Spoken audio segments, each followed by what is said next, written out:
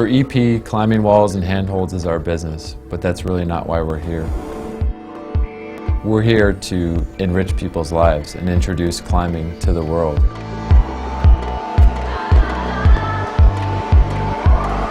We know that once somebody gets an opportunity to go indoors and climb on a climbing wall, that they're going to be hooked and they're going to be a climber for life.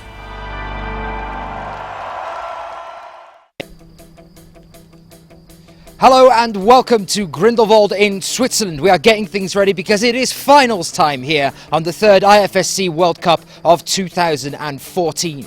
We're looking forward to it after a very exciting tournament round in the semi-finals earlier on today. We saw some excitement from Kruder in the men's, being the only male athlete here to have topped out on all four of the problems set for him in the semi-finals. All of the other athletes only managed 3 max, and that includes the likes of Dmitry Sharafutinov, Kilian Fischuba, Jan Hoyer, who's made it through as well, and also some nice excitement for Japan as Rei Sugimoto and also Sakura Hori make it through to the finals tonight also. In the women's, we've seen some excitement. Again, just like we saw in Baku last week, Shauna Coxey is making it through into the finals ahead of Anna Stor in the countback to the semi-final round. Shauna has qualified at the top of that pile. Both athletes have 3 tops, but Shauna has it in less attempts, and that could cause a bit of excitement as we move through into the finals later on tonight. Other than that, the lineup is more or less identical to Baku. It's that super final again. We're seeing Alex Puccio in that mix-up. We're seeing Eula Worm in that mix-up, and of course Akio as well. But also a hope for Switzerland as Rebecca Stotz makes it through to tonight's final as well. So some hope there for the home turf crowd that are going to be gathered here in Grindelwald. Time now though for us to go and have a chat to the local organiser here, Lawrence, and hear what he has to say on climbing in Switzerland and particularly at the venue here.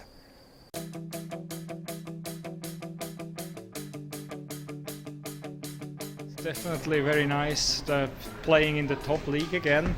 We've had several competitions, national championships over the last years, and the international competition last year with the European Youth Championships, but now this with the World Cup, we're really glad to have the world's best climber here.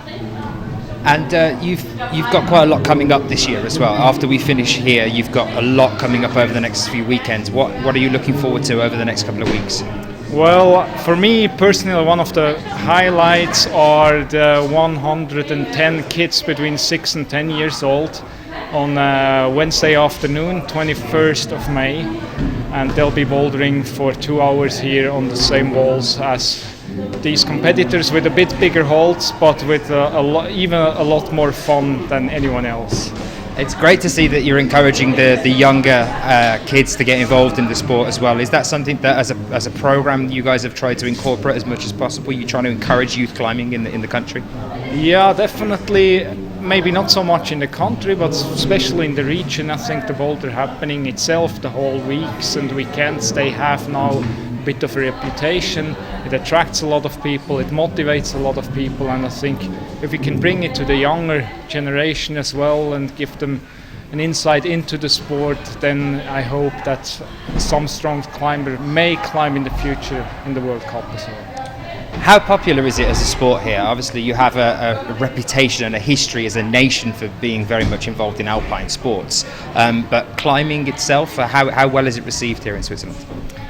It's very well received. It's not so much a mainstream sport, still not. It happens out in the mountains. I think it's all a bit interlinked, the whole bouldering, the sports climbing, as well as the alpinism. It kind of just they influence each other as well, those sports. But a lot of people do cross over, they do all of it. They do a bit of bouldering, a bit of sport climbing, and climb some of the higher summits that we have around this village.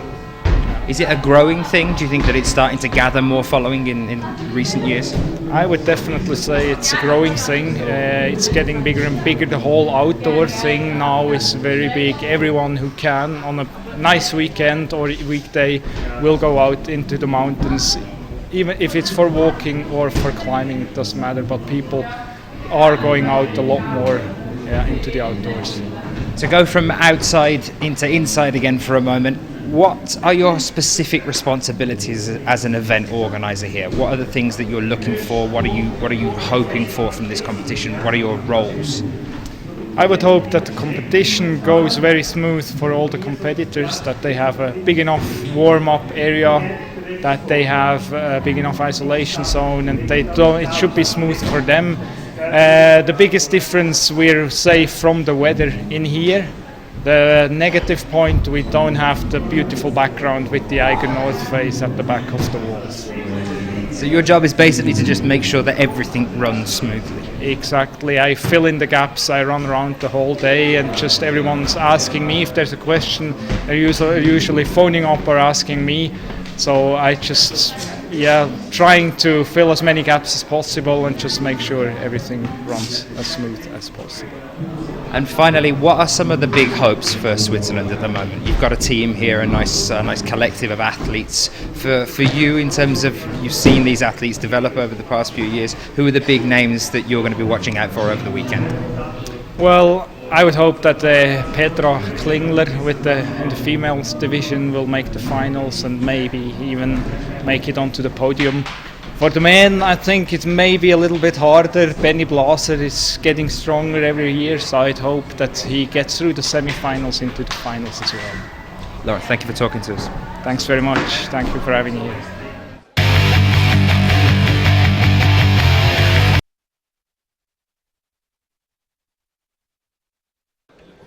Well, hi and welcome back. We are getting things ready for the finals, and no doubt some of you might already have heard some of the news. We'll be giving you a little bit more information on that in a brief moment's time. For now, though, let's take a brief glimpse at the World Cup rankings as they stand at the moment. This our third World Cup of 2014. For the women's, here we are. This is as it stands at the moment. Jule Worm in first place here, 155 points. Anna Stor in second, 151. Shauna Coxey currently in the third place, but tied with Akio Noguchi with 145 points so far this year. Alex Puccio fifth, and Marine Thevenet in sixth at the moment. Running down there to the bottom, you can see Mina Leslie Wojciak in 10, Mina Markovic in 9, Olga Oda in 7th, tied with Fanny Gibbet as well. Going over onto the men's and having a brief look at as we stand at the moment at this our third World Cup of the year. Jan Hoyer in first place, tied at the moment with Dmitry Sharafutinov, 180 points each. That is due to the fact that they have switched the first and silver medal between each other over the past couple of events. Nice here for James Casey up in third at the moment. It's going to take a knock to him though after this competition, after not making finals unfortunately today.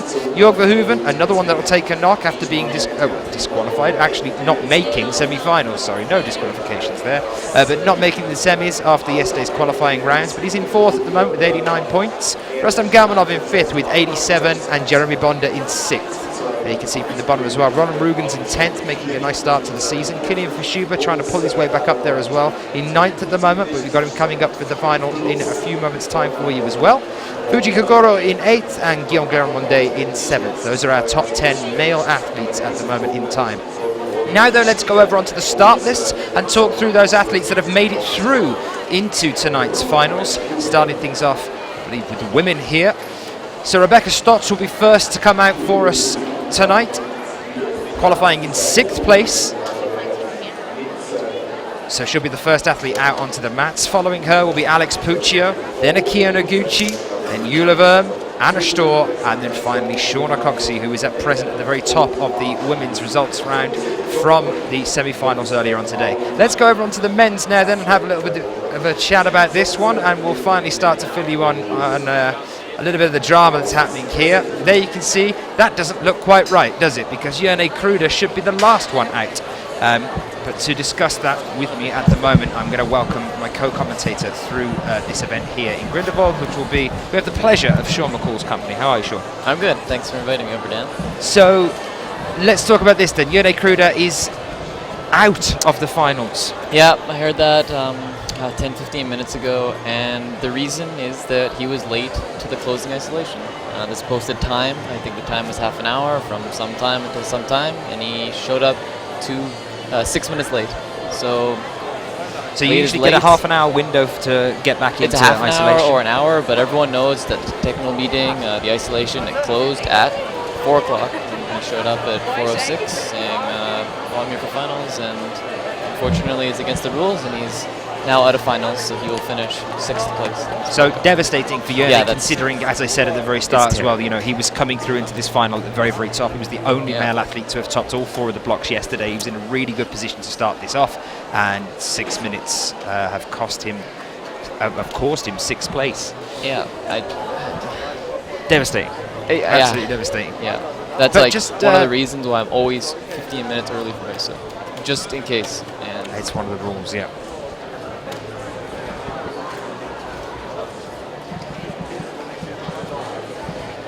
So just to bring up that for you again then, looking at the other 5, we're looking at a 5-man final here. Now then it's going to be Rei Sugimoto out first, Jan Hoyer out second, Kilian Fischuber third, Scooter Hori in 5th, and Dmitry Sharafutinov would be 6th, but he's actually going to be the 5th, athlete out for us tonight. Nice mix-up here. Nice to see Japan putting on a really good show. Scooter Hori doing really well as well. Rei Sugimoto, I'm used to seeing in Boulder finals every now and then. Hori, not so much, but it's nice to see him kind of flying through there. He made a very impressive start of things in the semis earlier. yeah, no, they're all doing really well, and funny enough, now that Kruder is out, the other 5 have all won Boulder World Cups. So we'll see a repeat winner. Ray won his first one in 2013. Tukuru won in 2011 in Canmore, Canada. Obviously, Jan and Dimitri have won one each this year, and Kilian probably needs no introduction. So we have a nice field then in terms of how much they can challenge each other in this one. They've all done it before. They all have a shot at the title, right? Yeah, no, it's going to be really interesting finals, and I had a chance to go and look at the finals problems, and yeah, they look good. Okay, so while we are waiting, a few little moments now, we'll be welcoming the athletes out onto the mats. But let's hear what our chief route setter had to say. And that is Laurent Lepore here with his route setting team. Let's hear what he had to say about the finals.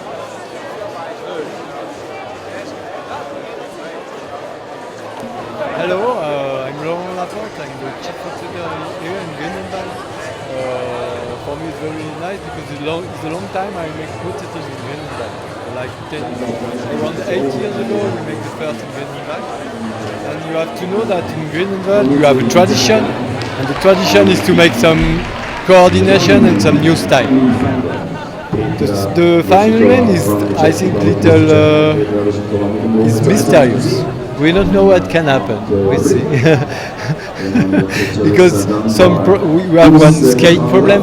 You see on the quarter we make a little skate problem with the feet and the hands at the same time in the slab, and we try a big one here. We see what happens with the big one.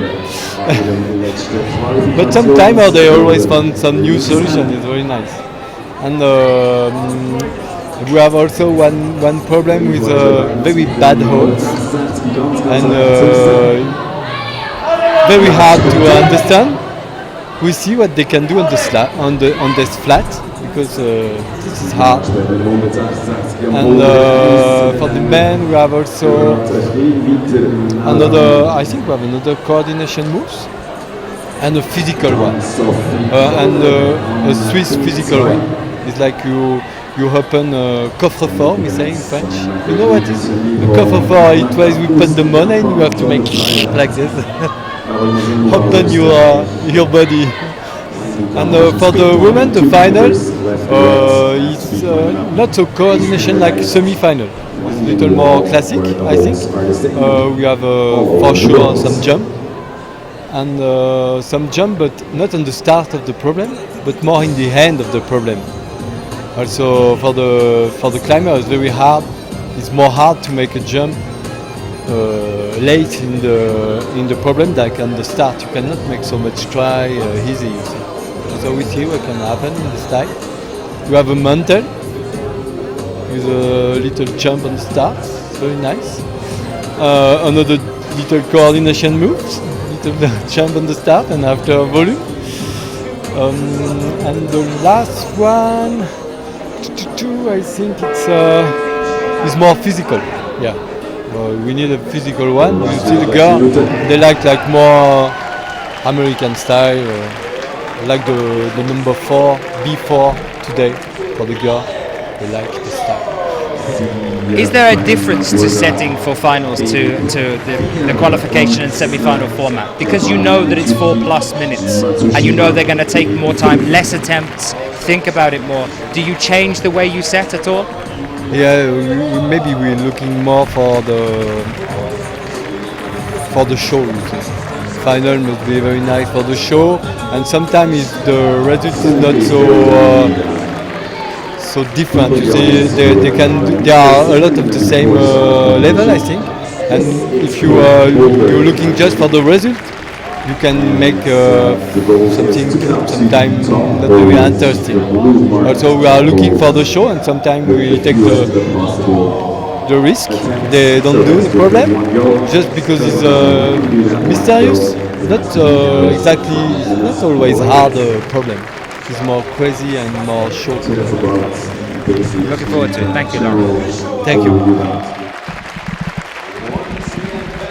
So here we are, and here are our finalists now being announced by the local MC here. From the far left, we can see Rebecca Stotz, Alex Puccio, Akio Noguchi, Eula Verm, Anna Storr, and Shauna Coxey. Those are our 6 female athletes here for the finals. And here are our 5 male athletes now. Rei Sugimoto, Jan Hoyer, Kilian Fischuber, Skuru Hori, and Dmitry Sharafutinov. They're now going to go into their observation time. What are your thoughts about this final then, Sean? In terms of the girls, we're seeing a repeat situation almost that we saw at Baku, with the fact that Shauna is actually ahead of Anna at this stage, so Anna has to be on game to try and keep her away from that gold medal here. And then with the mix-up as well, we've got like Rebecca Stotz coming in here as well, but essentially the same lineup of 5 that we saw in Baku. It seems like this is our super final collective at the moment. In women's, it's almost always those same 5, maybe even 4. No, it's usually those 5. Yeah. Now that Yuba is almost always in finals as well, and I don't know. It'd be interesting. I would be surprised if it goes for Flash at this competition. I think it'll be more of like a, I don't know, maybe winner with 4 and 8, maybe second place with 3 and 5, or I don't know, something like that. I mean, that's what we'd like to see. If the root setters can make it work, then we give them a pat on the back. But yeah, we'll find out pretty soon.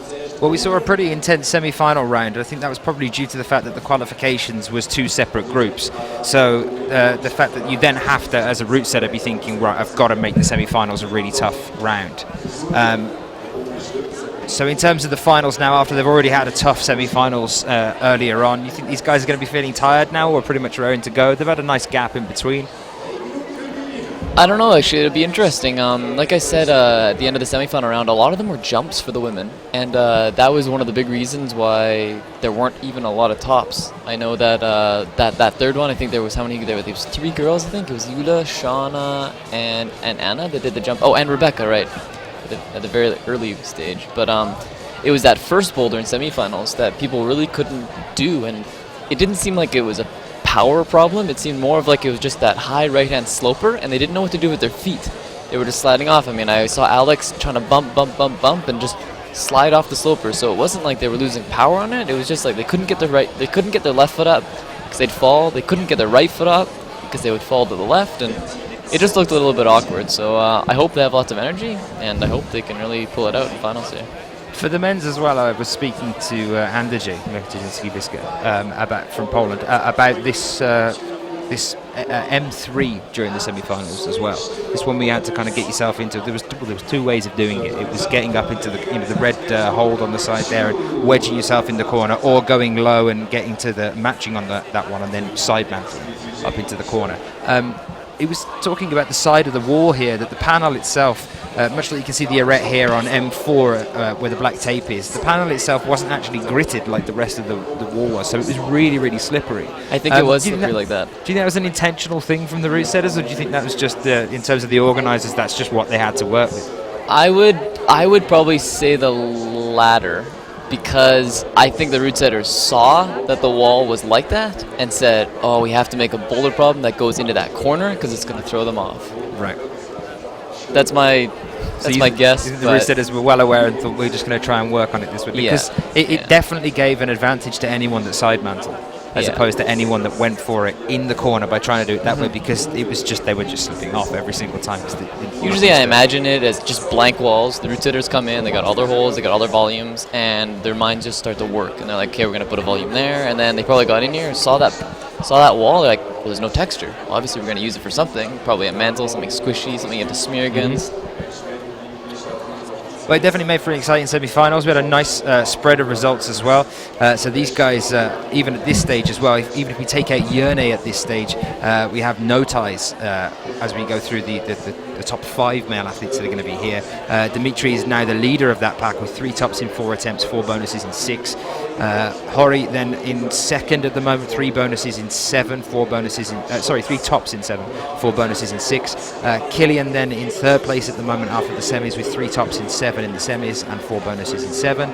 Jan with 3 tops in 8, 4 bonuses in 7, and Ray with 3 tops in 12, 4 bonuses in 11. So nice spread there as well. And it's the same for the women's as well. We have no ties here after the semi-finals, which is exactly the sort of situation we want to find ourselves in as we start looking forward to the finals getting underway.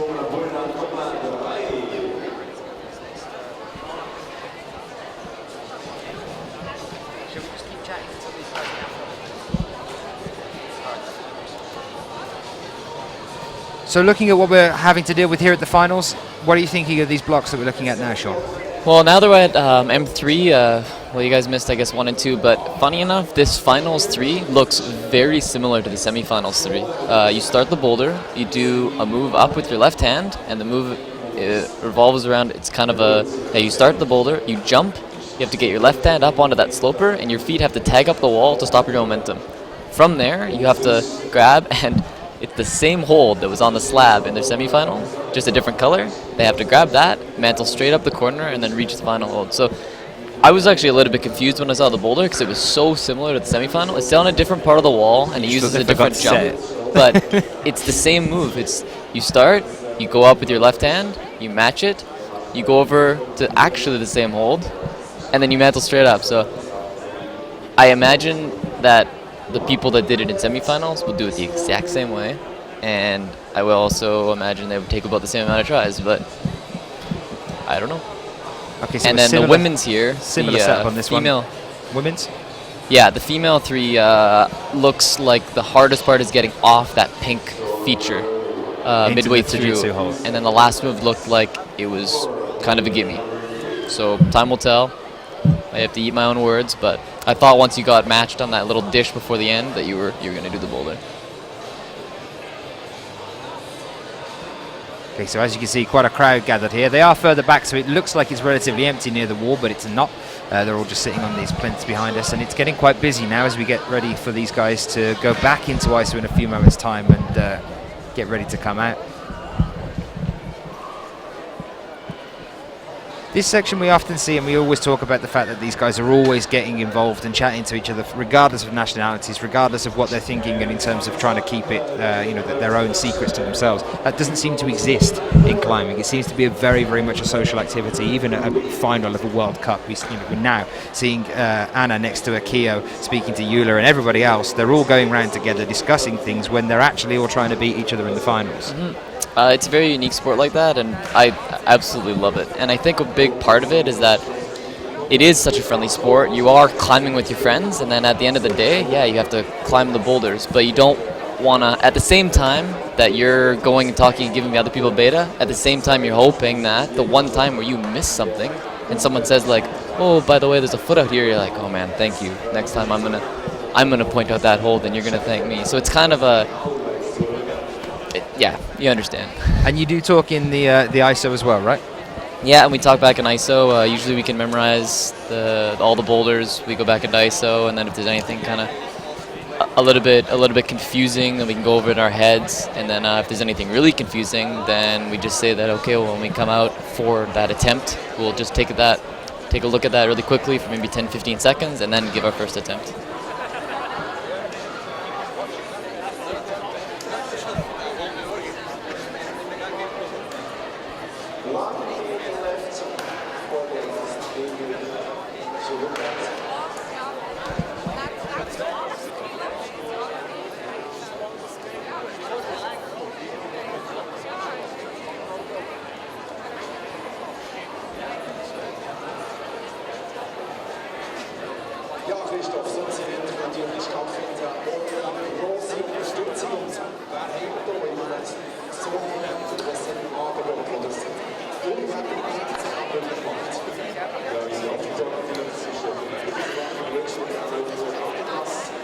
So here we are then, still with these guys out in front of the mats. How long do they get in terms of analysing this one then, Sean?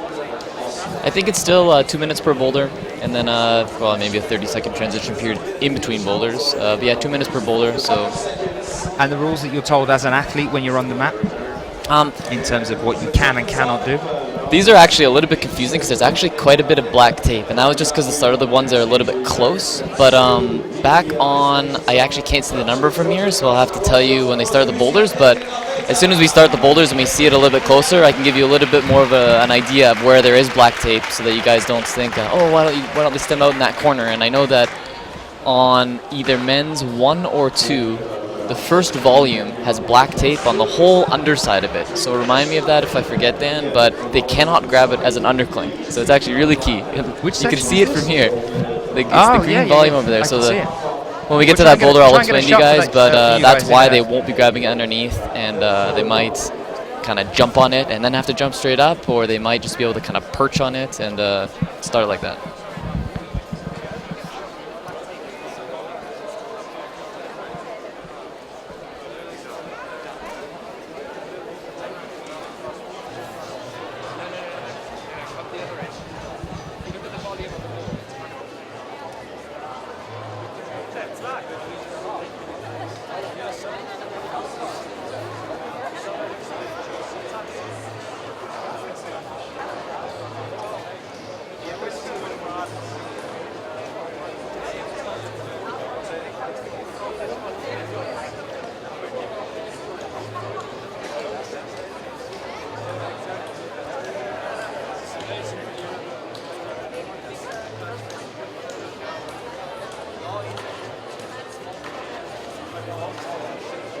So here we are, then we're going to bring up a shot for you for this one, just so you can see it a little bit more. So all 4 on this one, but no undercling at all. So you've got to figure out a way of basically there you go. And that's 1 foot off the ground. So they have to figure out how to just kind of stand on it, all 4 points, and then look up, and I think it's a jump. Interesting start on that one, on M1.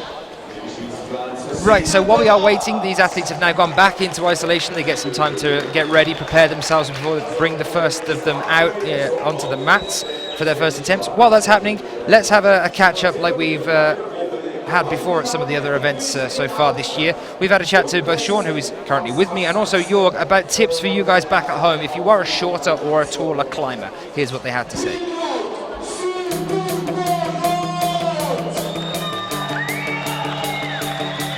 All right, well, I'll just give you a little bit of background to start. I am vertically challenged. I'm 169 centimeters, which is like 5'6" and like 2/3, because I'm almost 5'7". Maybe with shoes on I'm 5'7", but... Well, we have had to interrupt that one, unfortunately. We'll try and see if we can play that another time. It will be announced on the platforms, but apparently it looks like we're moving straight on to our athletes now. Interesting. And we're starting things off with Rebecca Stotz here for Switzerland. So this is F1. It looks like it goes from start to the start of another problem. Yeah, that's what I was... Right now at the moment, I'm like, hang on a minute, that's what I was saying. Before they had black tape separating the starts there, but I guess they've taken out the black tape and just said, like, look, you guys, you go straight up the wall, and you can use, as they're going from right to left, as soon as they get to that green hold, they'll be able to use that black volume. It just doesn't count as a start or a finish. It's just now a foothold for this boulder problem. So starting here on F1.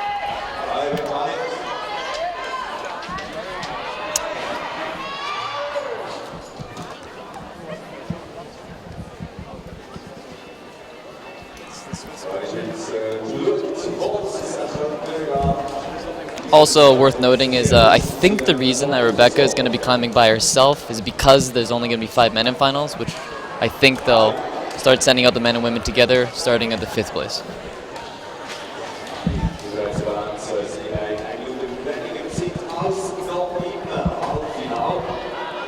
So we were speaking earlier to Lawrence as well, who's the general organizer here, and he was saying that one of the big hopes obviously was Petra Klingler, but it's nice to see Rebecca Stotz making it through to a final instead of her on this one. Petra had a bit of a tricky time on a couple of the blocks in the semis.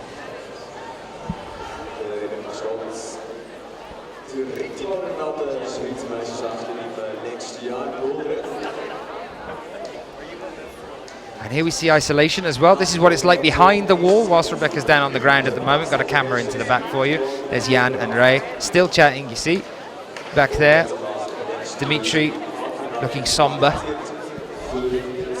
Shauna over there in the background just zoned out to music as well. As we go back onto the front to see how Rebecca's getting on here. Another attempt now for her. So this is her third attempt on this one then.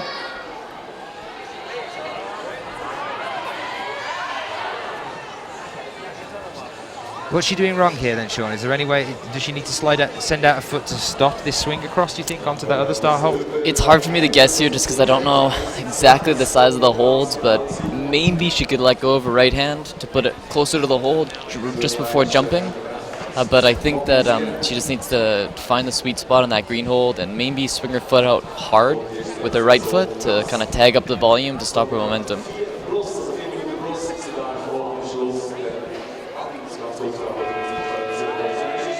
So 4+ minutes as well for the finals, just to keep you guys updated on how the rules work. If you are new to this sport,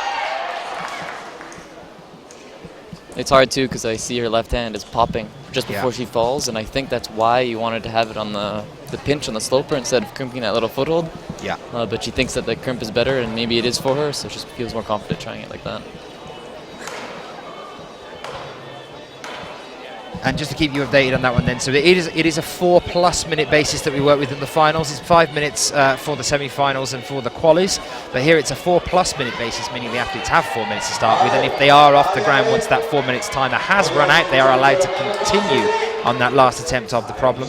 So we are now into 13 seconds left on the clock here, so Rebecca's going to gear up pretty soon now to get ready to try and get off the floor. 5, now she knows this will probably be her last attempt. So the time is about to finish. And there we are.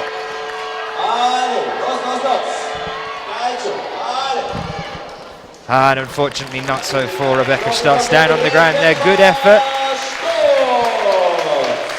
But no top there for her. I'm not entirely sure they're going to... I don't think she'll be taking the bonus on that one either. It didn't seem like it was a secure hold on that one. I think the hold is I don't think so either. No, it was the green hold, but I don't think she enough. controlled it. No, I think you're right. So that's the way it works on this as well. If you want to get the bonus, you have to approve to a control of the hold.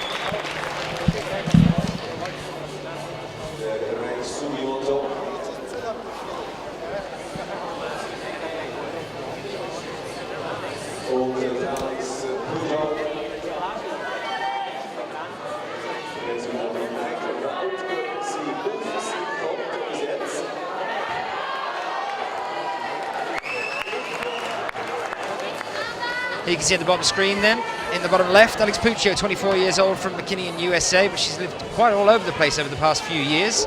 Last competition, 6th at our comp in Baku last weekend, and here you see very, very quickly what this maximum power from Alex can do here. Less than a minute used so far, very nearly managing that kind of awkward mantle position she's in there. Sean, any ideas of trying a different approach to that, or is that literally the way to do it? No, she did it really well. It almost looked like she had like a small muscle twitch in one of her arms or something, and just that little twitch just made her fall backwards, and she fell right away. But you could see as she hit the mat, she obviously didn't want to fall, but she looked a little bit surprised. I think she'll take 30-40 seconds, and she should be able to do that next try. No last comp info on this one, Johnny.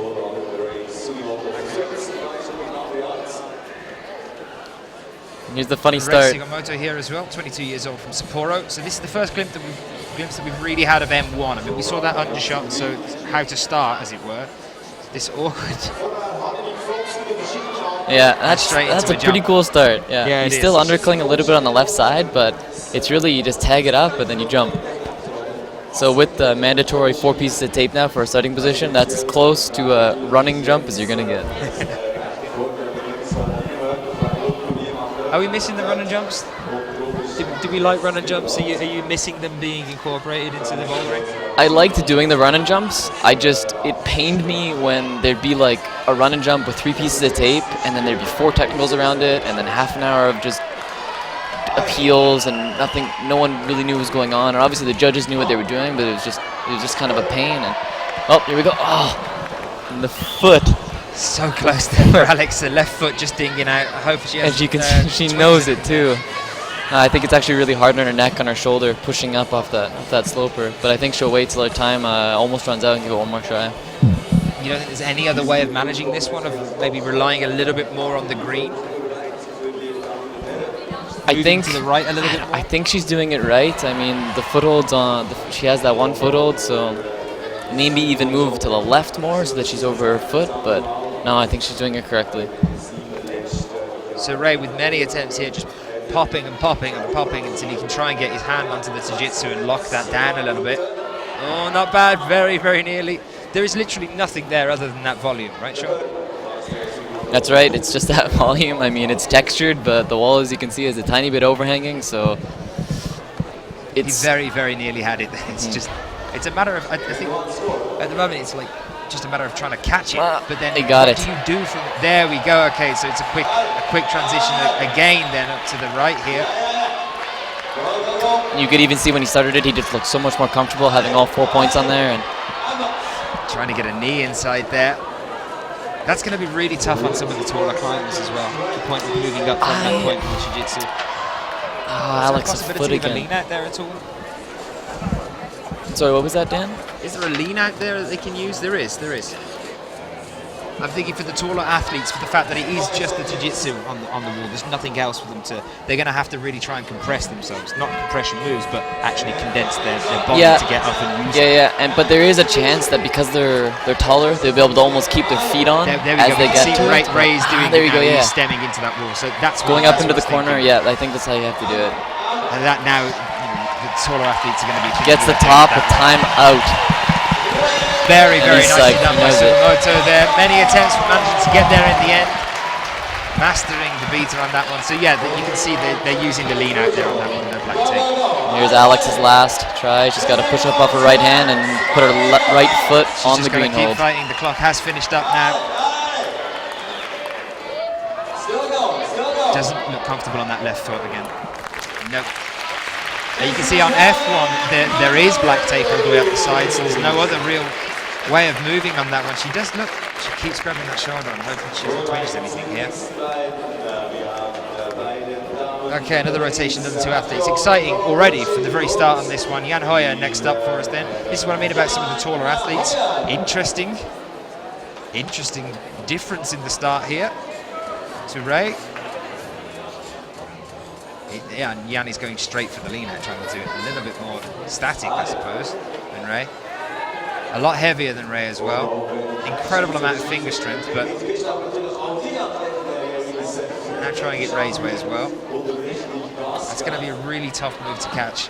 Yep, you can see the black tape on the left side or kind of in the middle of that screen, the way Jan tried it the first time. And you can start reverse like this and grab either the left side wall or the right side wall. You can grab those, but I think the easiest way to do it is the way Ray did it, where you face back to the crowd and then just jump. So, every time he moves and takes positive movement from this starting block that you can see here, that is an attempt on this one.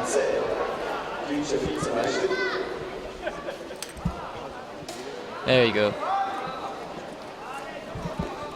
So I think he figured it out now, but instead of palming up, I think he just has to jump out straight, same way Ray did.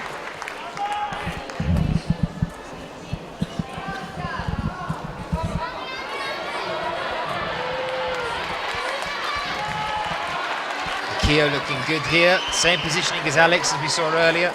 Same method, trying to rely on that left foot. Supporting with her own knee there. Let's get a little bit higher. Inches away from the top here. She's got that right foot up now as well. Very, very nicely done from Akio Noguchi there. Great start here to the compliment. She's all smiles now down on the ground. So it can be done. Just an awkward one there. I'll find out how Alex is with that shoulder. It looked like he was giving us some jip there earlier. See how she gets on as we move forward. No problem for Akio though.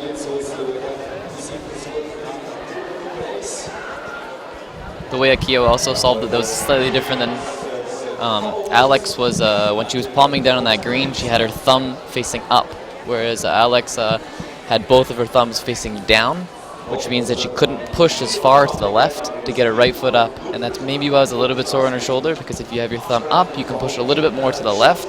Then you have to do a shoot the duck, which is just a leg squat. push up and then get your right foot on. So you're saying that if the right hand had the thumb up, like we saw from Akio, just it was allowing it to push more into the left leg? I think so, yeah. And then thus going up. Nice. I think. Didn't spot that. So yeah, Jan has definitely figured out that that's the way he wants to go about it. It was a good effort there from him a moment ago. Managed to hold it for a little while, but I think it's just a matter of swinging out into that stem as quickly as possible.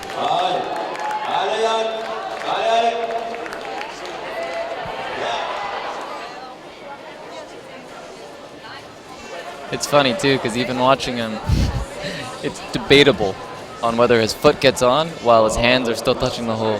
You mean from the start? Even that there's 4 pieces of tape, but you can see it, but yeah. It's...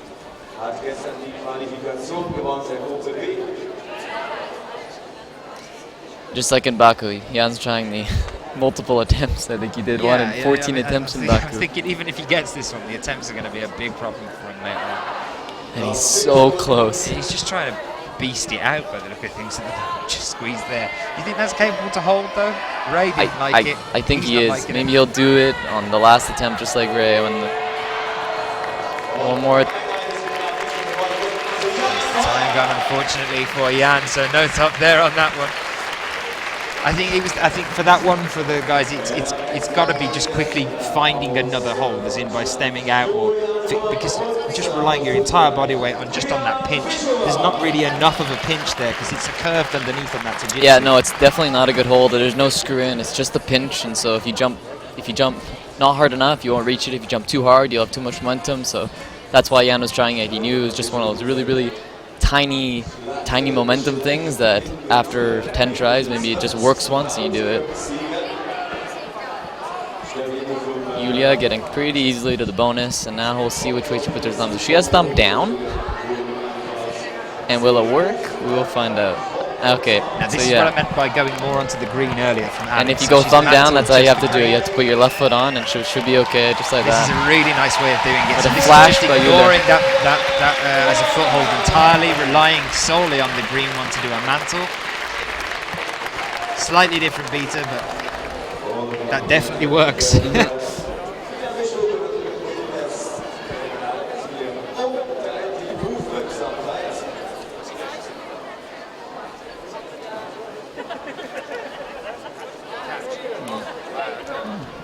So Killian here, I'm just being told a few moments ago while we were watching Yura then, was starting facing the crowd. He's going to go for it again by the look of things, and he's trying to jump, he's trying to dyno here and catch backwards.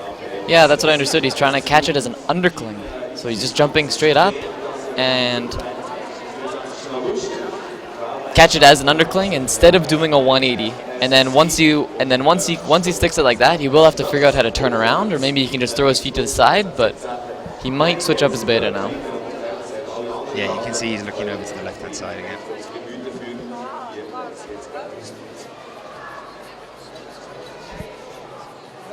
Für unsere Schweizerinnen und Schweizer gibt es noch ein Highlight nächste Woche, oder? Ja, genau, wir sind nächste Woche ebenfalls hier, also alle, die nach wie vor und nächste Woche immer noch jetzt Grindelwald sind, geht es am nächsten Samstag weiter.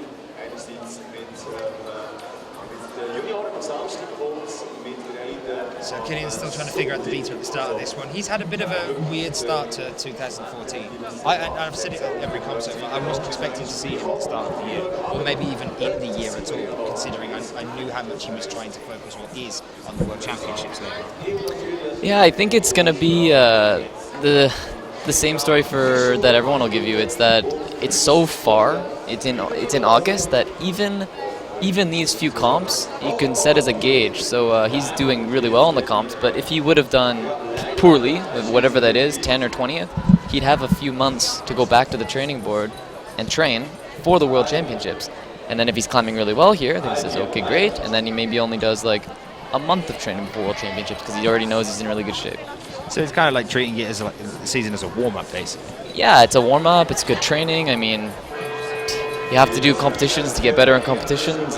It's a different element. I mean, he's done so many, and he's been in finals so many times that now he's going to try a 180, I think.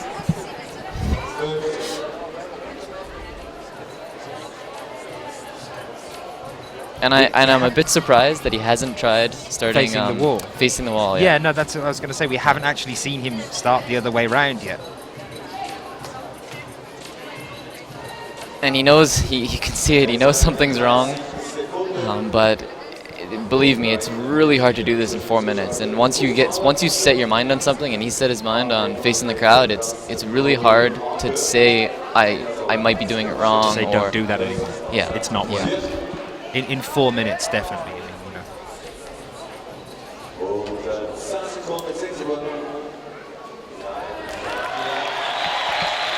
asking for some support, always nice to see.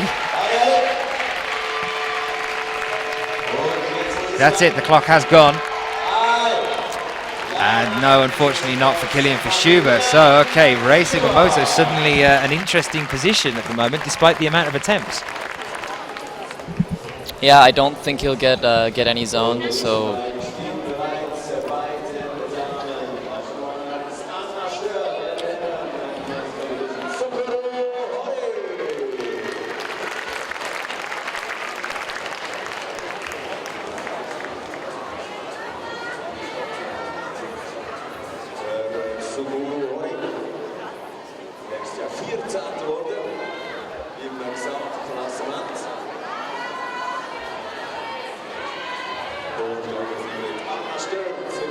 So, Suguru Hori here now then.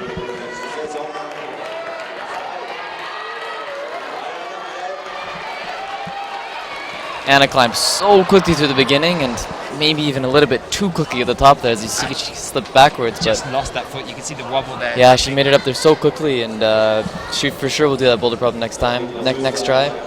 So Eula has flashed this one. We've seen Akio do it in 2 attempts so far. We're here with Anna now.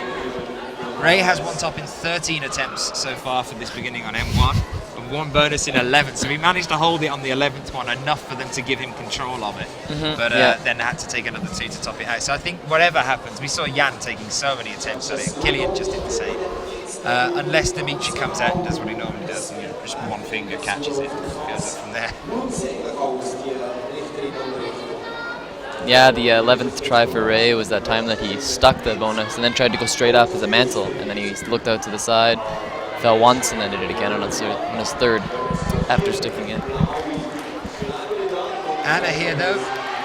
Anna goes thumb up, can reach it, we'll put her right foot on, and up. There we go. I think that's her 2nd try, yep. Right.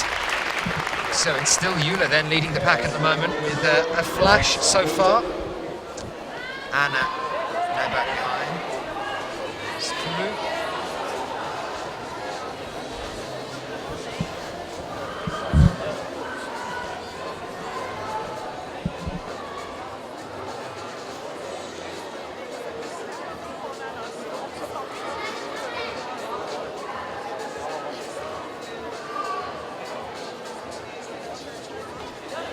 So yeah, the last victory for Sakura back in 08, I believe, Campbell.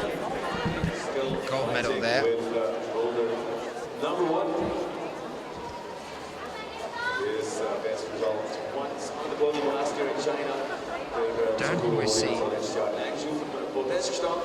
Hori in the finals. Nice to see him here now then. Different tactic there as well, going on the right side instead, reaching up. If you want to get in touch with either myself or Sean, if you have any questions for myself or probably Sean, you can do so by getting in touch with us on the hashtag that's in the bottom right hand corner of your screen. That's hashtag IFSCWC, as Sakura Hori tries to do it one-handed. Interesting. Yep, you can get in touch with us on Twitter. Come and say hello, let us know where you're joining us from. Always like to know where you guys are tuning in from around the world.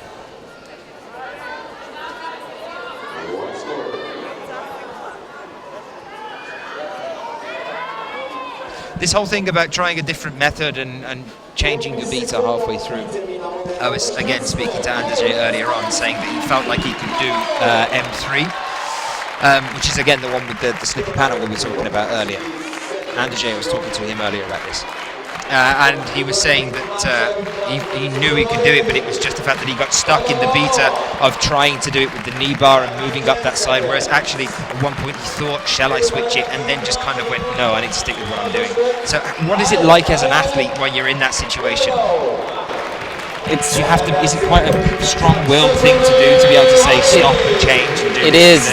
It really is, and especially when you're making progress on the boulder. It's easy to say, oh, maybe I'm doing the wrong thing, when you just don't do anything. When you're falling on a jump and you're not even touching the hole, you say, oh, maybe I'm using the wrong foot, maybe I'm going with the wrong hand. But when you're advancing on a boulder, especially with something where, like a mantle or something in a corner or something with a knee bar, maybe you are doing it the right way.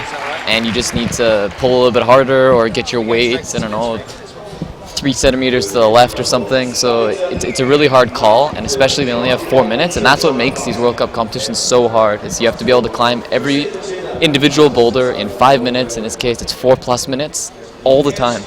Any wall, any competition, any country, any temperature, so many different factors. Dimitri looks very calm there, but He does, but he's trying it the crazy way. He's thinking, am I going to jump? Am I going to jump like that, or am I going to add a 180? This is Shauna now, then over on to F1. Now she needs to flash this in terms of pulling herself back up on top of the rankings at the moment. Going for the side. This is the tricky point, remember. Reaching the ground, so don't worry, you're not missing anything at the moment.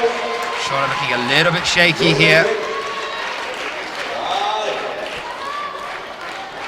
She keeps her hands like that, yeah, she has to get her left foot up like that, and then go straight up, and she just has to be careful with her weight. And she does it. And there it is, gets the flash.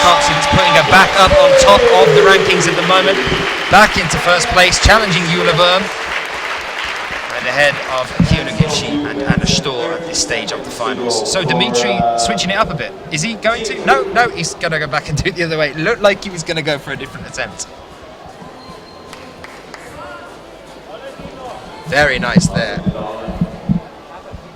from Shauna.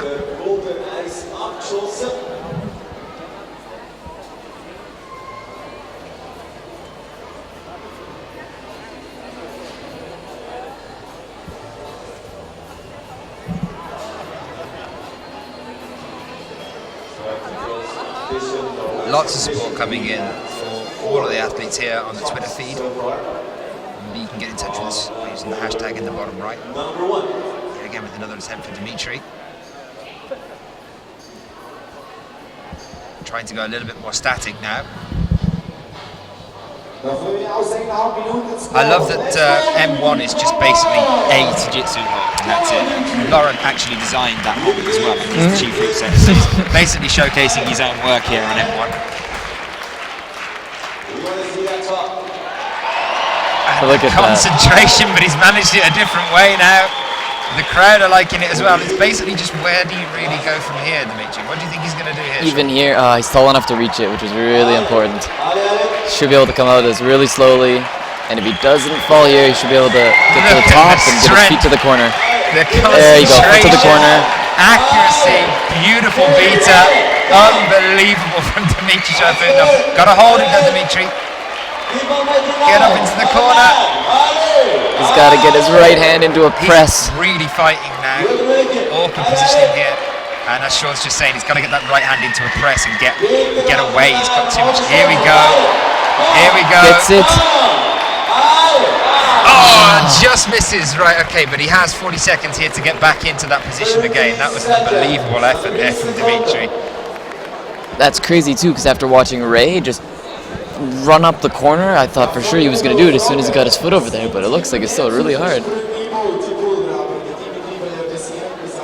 Do you think that might have anything to do with the slow pull as well, up from the jiu-jitsu? I mean, that's quite a lot of energy to expend there. He had to basically it was almost like a campus move once he got his fingers onto that. He was basically relying on the sloped edge of it and just very slowly pull up. It's very taxing, especially on your whole core. Quick to get pumped maybe or something. Even this first move again is going to be really hard for him. But yeah, exactly. That, you could see him frowning to try and hold it and pull as he was going up into the standing position.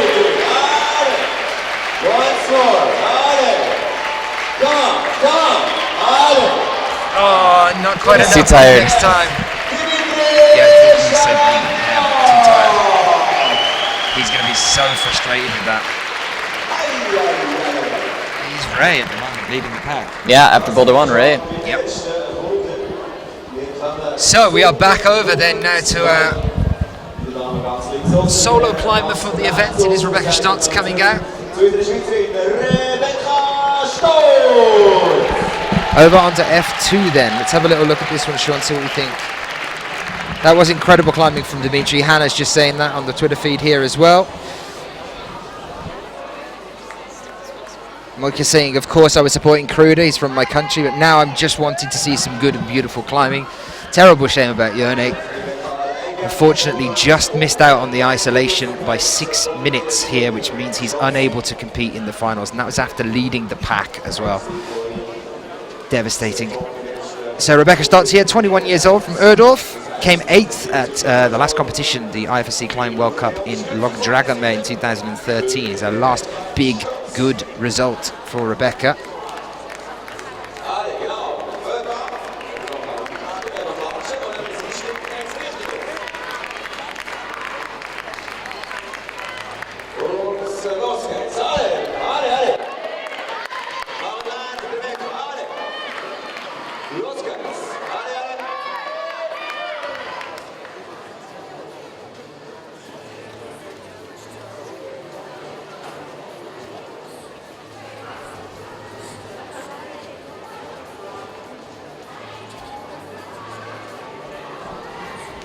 So looking at F2 then, Rebecca out here.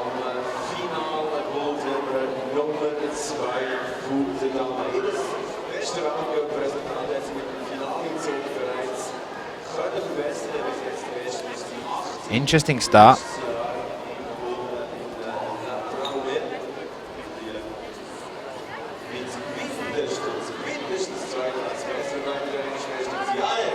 So is this going to be done static, or is she going to try and pop for it again? She's going for the pop again here. Maybe not. Quite tall enough to be able to really get into the corner.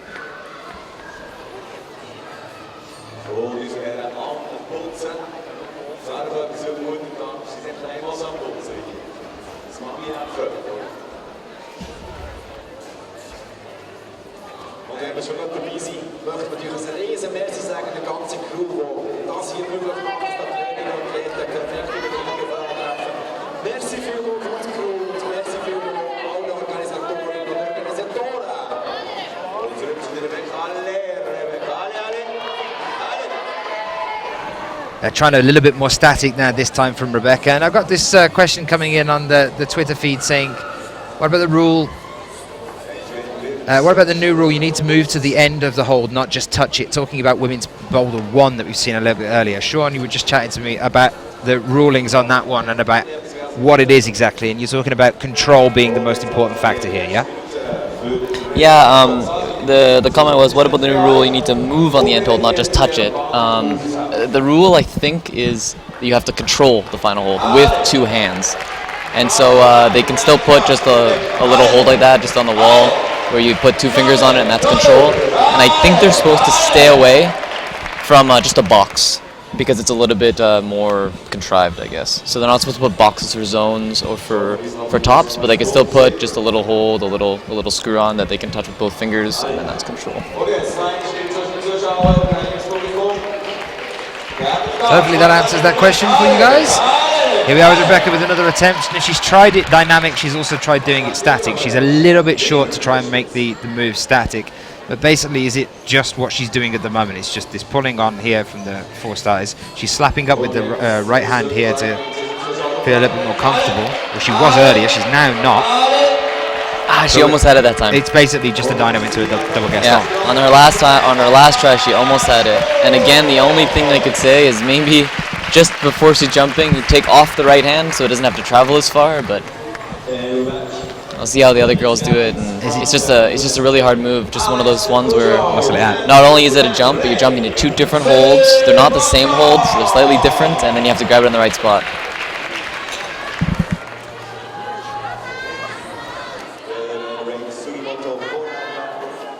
Sugamoto back out then, leading the pack at the moment, and Alex Puccio now with us as well. M2, the first glimpse that we've had of this for the first time. What do we think of this then, Sean? Up onto the Well, the bonus hold that already, right? he's on is the same hold that they had as a mantle in the semifinals on 3. It's the same hold that they have in the finals on their 3. And I didn't make it to semifinals, so I don't actually know what it feels like, but I think it's really bad. The slopers, they have texture on it, but there's no crimp on it. There's kind of a little lip, but a lot of it's in the feet. And I think here, yeah, they have a toe hook. They have to somehow get through those 3, and then they have to initiate momentum. The edges are off and go up into another shoulder. Their feet are going to swing out, and they have to throw their left foot right back onto either one of the yellow holds as quick as they can. So like this, I think they have to just jump like that, hit the shoulder, and then slap their left foot right back onto the wall. You see, he's getting getting basically compression from a toe hook underneath, and then one hand on the sloper. But then if the sloper isn't very good, that's essentially going to put him off. So it's a very, very quick shift into that pop. I just saw the way Alex did it, and I actually didn't see that volume out there, but yeah, we saw Rebecca a few moments ago. She tried it by slapping up onto that, like I was saying, with the right hand, and then going up as one. Tried a little bit more of a static approach to it. It might even be where you go up and you palm with the right hand, and then jump with your left, but then still do a little double clutch as a dyno to those first 2. Kind of like that, but maybe even further. So you think pushing out with the right to take the red and then quickly moving over to, is it a cross you're thinking now? I think it's eventually you want your right hand on the red and left hand on the green as a kind of a jump. And how you set up for that, maybe you grab the yellow volume out there, maybe you don't, but I think you want one hand on each of the colors.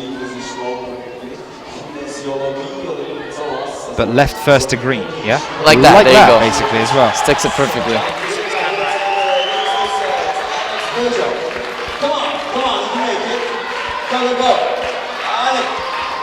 Not quite enough there from Alex. It's the one on Alex. Sorry. The one on Alex is all in the wrong place. And I think Alex's first instinct to put her right foot on that yellow volume and do a little drop knee was right. And then she decided to go put her right foot back down on the start hold to go up with the right hand.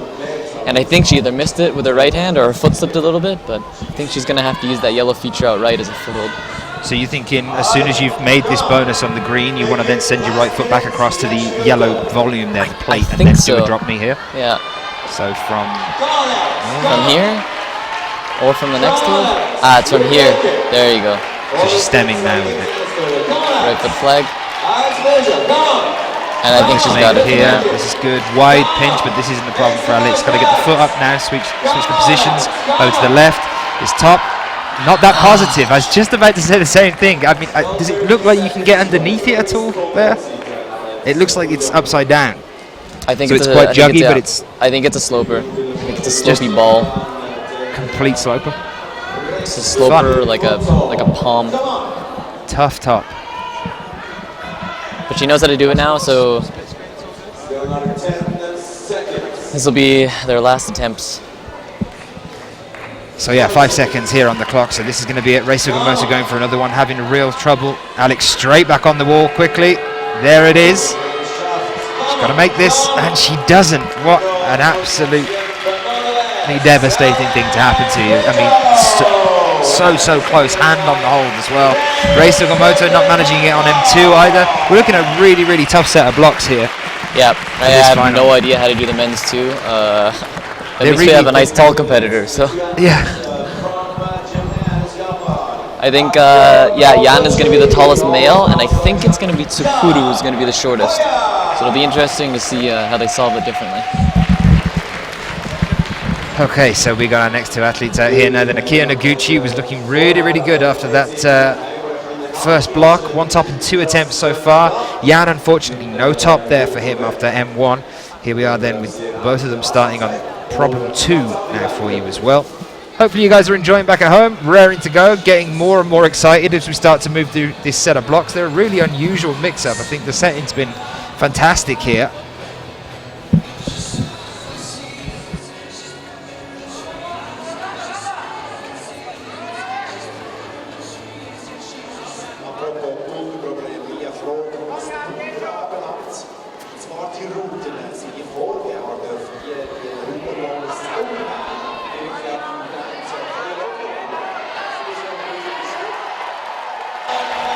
Looked Very so nice. easy. Very nice here from Jan, so much more into a different comfort zone now for him. Just power through it all the way, and there it is. Jan Hoyer back in the game now as well.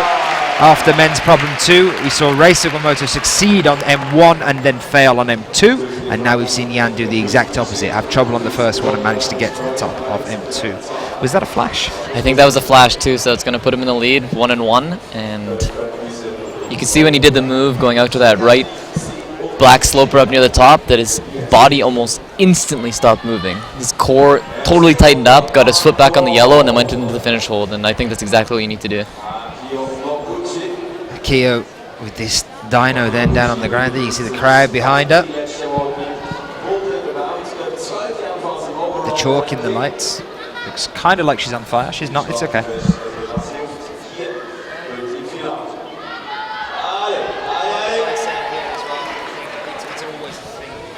And that's the thing I was talking about, how you let go of the right hand hold just before the jump, and she looked comfortable in it, but she's still not hitting those holds well enough, or at least in the right spots to stick it, but I know she's getting closer.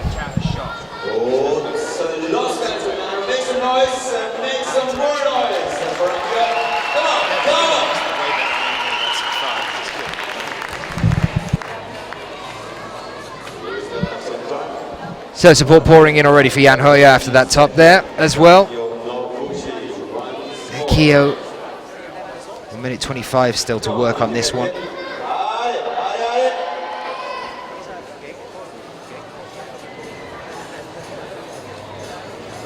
Not having a fun time of things, and she's actually one of the fans of the more dynamic moves.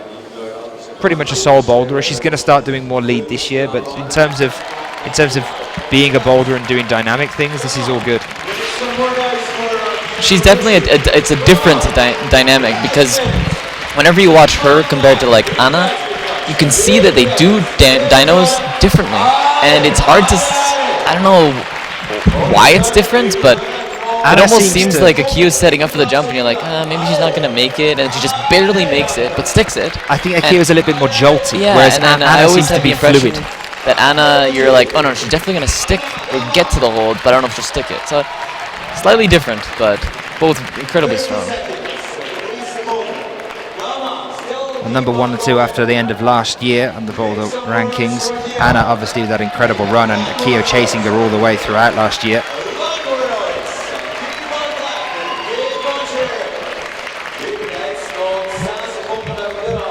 So 10 seconds, this is probably going to be her last attempt. Might squeeze 2 in if we have a quick pop.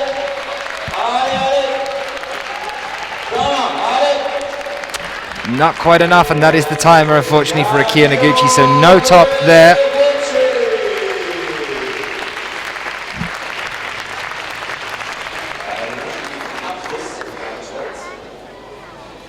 So Killian and Eula about to start off again then.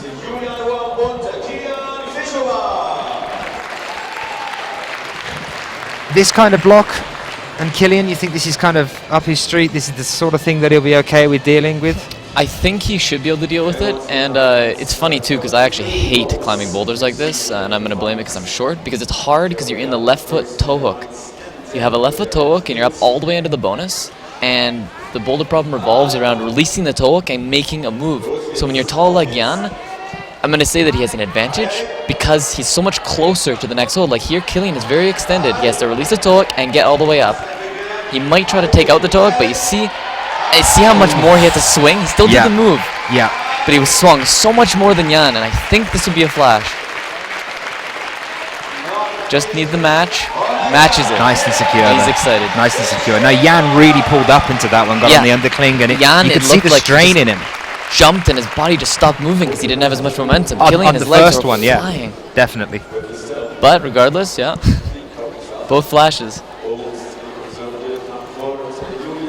So Eula then. Velika, I think once or maybe twice on the jump, and just gotta figure it out. She's had a flash from F1, so she's basically chasing Shauna at the moment in second, depending on whether she can do this or not.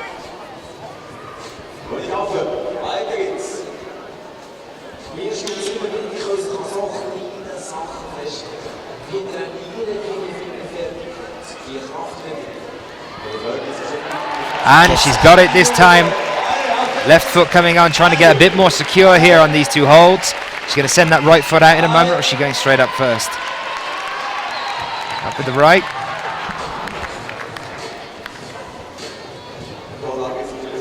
You think it's up with the right first, then send the foot out? It's Or hard for me to say. I simultaneous mean, the way that she did it, if she does it like that, she has to do the move and immediately throw her right foot out right. And I want to say it is possible to put your right foot up first, but I don't know. It might eventually just be too far. But I know that you can see the start hold with her left hand. It's blocked by another hold, which means that you can't get your toe super well the part you want to. And she just needs to do the move and throw her right foot out right.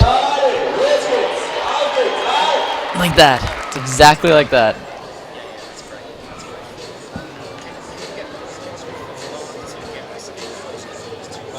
And she knows she's figured it out, and she knows she just has to do it now.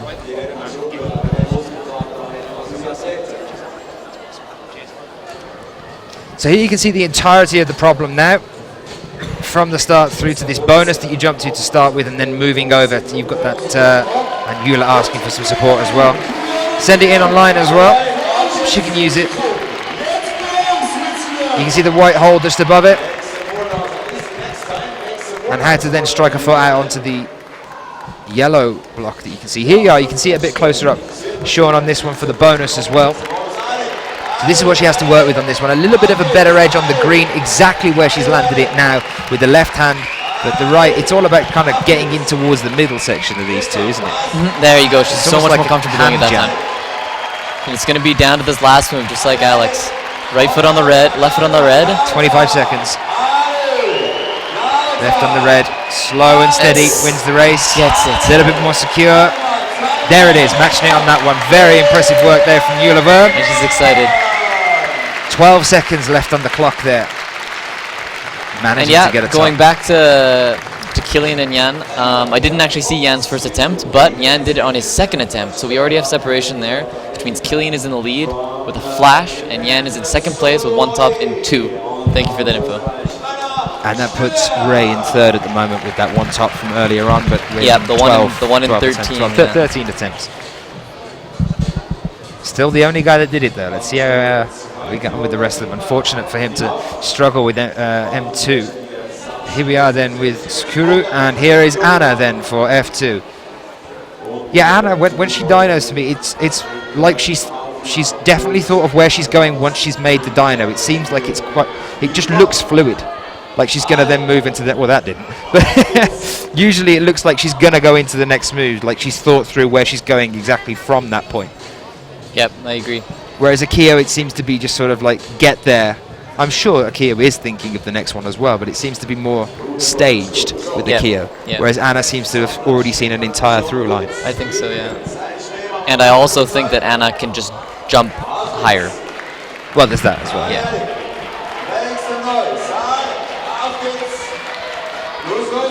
See, now she's still going over to the right-hand side with the right hand there on that one. I think she's actually jumping slightly too high on that red, and she needs to jump a little bit more towards the left. More into get the her right hand really on that little crimp that you can see on the right. On the and red you can hole. see you mean on the red here? Yeah. Yeah, that's There's it's a little what we on saw the from left, Eula a little top. while ago is that the more that you can go into the middle on the two of them. I mean, the green has a bit more on the upper edge, but the red, it there's nothing there. It just drops off unless you're further in. That's two And so Kruder far for Anna. he's got the right method now, and he just lost his toe out there. Anna just trying to go for a static one there and then decided against it. Having a think here down on the ground. 2 minutes and 18 seconds left on the clock for them.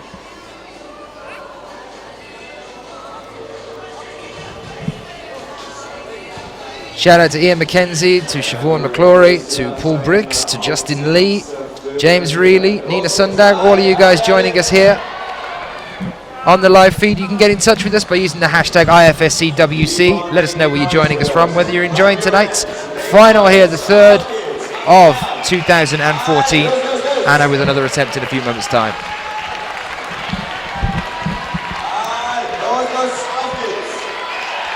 There it is. Okay, so she's landed it this time now.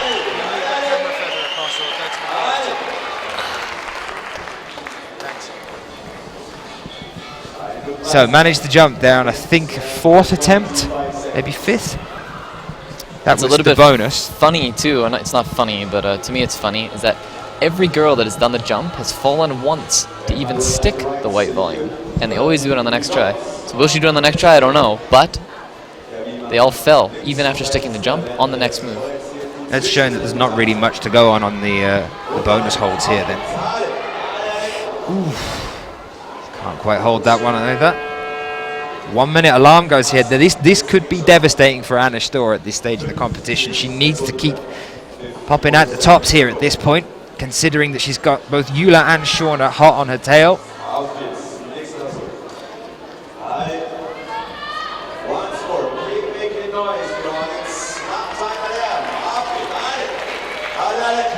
Question in from Matthew Mitchell. It's the old one that we're used to here, Sean. What grade roughly are these problems? We haven't had that question in a while. You can take this one. The grades of the problems are actually kind of irrelevant.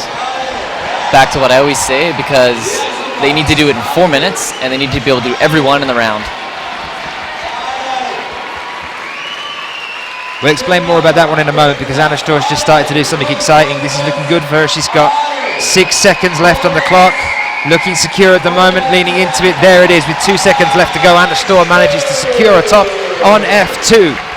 Very nicely done towards the end there. Sakura is off the ground now that the clock has gone. This will be his last attempt. Trying to keep that toe hook, not quite enough, and unfortunately he's back down again as well. So we get ready for another rotation here. Yep, to go back to that one, people asking what grade roughly are the problems. As Sean saying, it's kind of irrelevant. It's kind of impossible to say, because we could give you them, but the route setters used to give us rough grades of what they thought they were. At the moment, we tend to stick to okay, pretty hard, and really hard at the moment. It's like they've got their own class of things, because these guys are having to read beta on this one and attempt and try and flash, on-site flashing, whatever you want to call it. Well, it'd be flash because they've been up and touched the holds already, but they're having to do all of that in 4 minutes. Maybe it's a challenge for you guys to try back at home as well. Next time you're out on rock or next time you're in the gym, try and find yourself a really hard sequence of moves and then time each other. See how quick you can figure it out, work it out. And do it one after another, and just keep doing it. Give yourself 5 minutes rest in between them and then get back out there again. Do another really, really hard one. And see how you feel after it. And bear in mind, these guys have done this all the way through the qualifications, and they've already climbed 5 blocks earlier on today. So that's going to be another thing. These guys will be a little bit tired after the blocks earlier on. Another thing to bear in mind. So here we are then with Dimitri Sharafutinov and Shauna Coxey. How are these guys looking at the moment, Sean? From the way that they're analysing it, we've seen Dimitri in the semis earlier on. He likes to analyse and not really get on for the first minute, and he's doing the same thing here. Yeah, he tried it once. I think he fell on the move towards the bonus hold, but he didn't look quite as comfortable in that toe hook as Killian and Jan, and I think he's close to the same height as Killian. Killian is maybe a hair taller.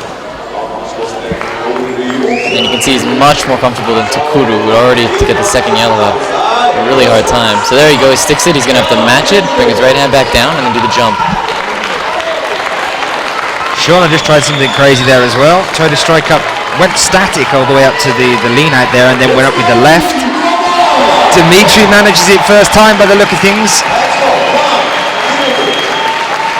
And the pressure is coming back on to Killian. And that looked hard for him.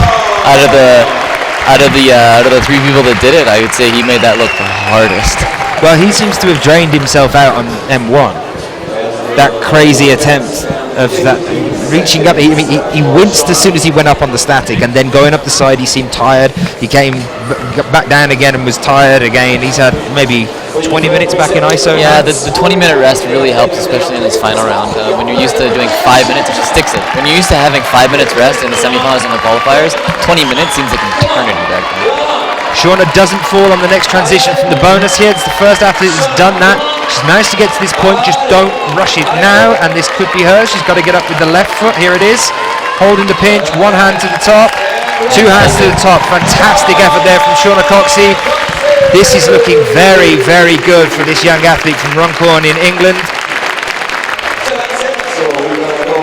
She was leading the pack coming into our finals here. and she's looking very good at the moment now as well. Ross Smith asking, what is a beta? There's a question for you, Sean.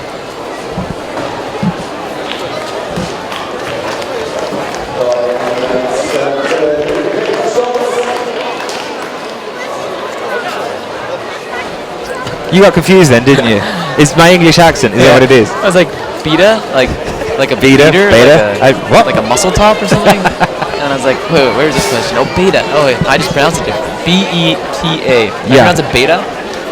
Beta is... And I say it right. So. There you go. How do I explain this? Is the sequence used to climb each boulder, or a sequence of moves in climbing. It can be on a boulder problem, it can be one move, it can be two moves, it can be 10, but is the sequence that you think is going to be the easiest way to climb it. So if you're going to do a move and it's a jump, and I say, oh, I think you should jump, that's me giving you beta on how, or that I think you should jump. If I say, oh, I think you should grab it with 2 fingers, 3 fingers, I'm giving you beta, and it can be, where to move your hands, where to move your feet, where to clip from, in lead climbing obviously, where to jump from. So it's basically the optimal sequence of a block. Mm-hmm. It's the best or the most simplistic way of doing a block. Yeah. And the term beta came from rock climbing, from what I know, but we've also used it in everyday life now, like beta on the best way to drive to work. Stuff like that. It's all beta. It's just the easiest way to do it, or beta for what groceries to get when you're going out shopping. It could be anything, but it's just the easiest way to do something, or a better solution to something that maybe everyone is struggling with. So there you are, question answered. We are now back with Rebecca Stotz. 2 minutes and 14 seconds left on the clock here. This is female problem 3. Now this is the one that at the very start, Sean, you were saying you think it's going to be very difficult for them to get off the pink bonus volume that we've got here. You think getting to that point is going to be okay, but getting off is going to be difficult?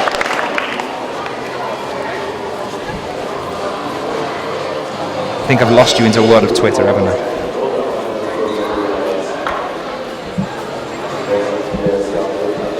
The pink volume here, you're thinking that's going to be the one that they get stuck on? I do. I think, well, maybe not stuck, but I think that the hardest move in this boulder is moving off the pink volume to that next volume. I think once they get that with both their hands, they should be able to grab that black undercling, mantle up onto that, and match the finish.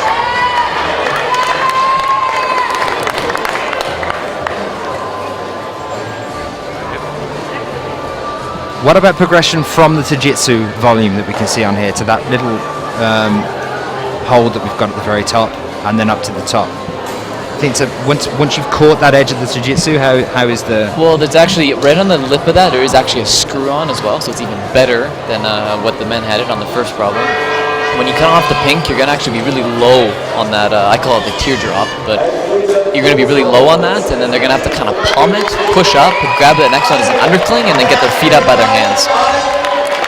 And even the start, you can see here, it's really powerful, and she has to do that hard cross up. You can't heel look because they've blocked it with those yellow holds, and then jump out to the zone, that pink structure.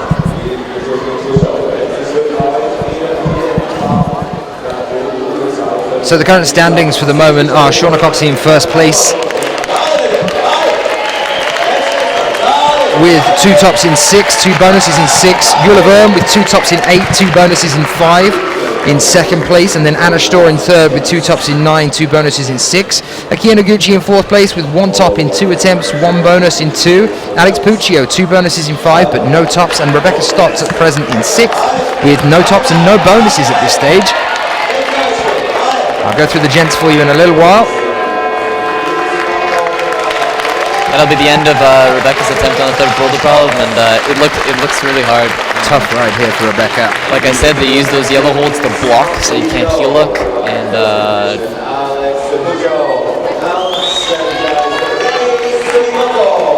next climber we have is Ray, and I think it's Alex. Although yes, Alex on F3 now, and Ray on M3. The first glimpse here of M3 then.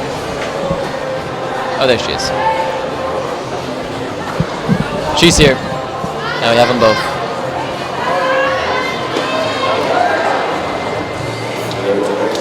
So the men's here is another, you get on the wall, you do kind of a run up those volumes with the feet, and then you have to hit that blue sloper volume, and you can see down by kind of the first foothold, you have to kind of koala the corner there and stop the momentum.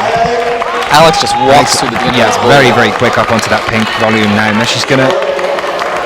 Is that going to be a knee bar then, or It could work as a knee bar. And this is, I think, going to be the hardest move right here. Getting your foot off and jumping over to that teardrop. you think it's a dyno?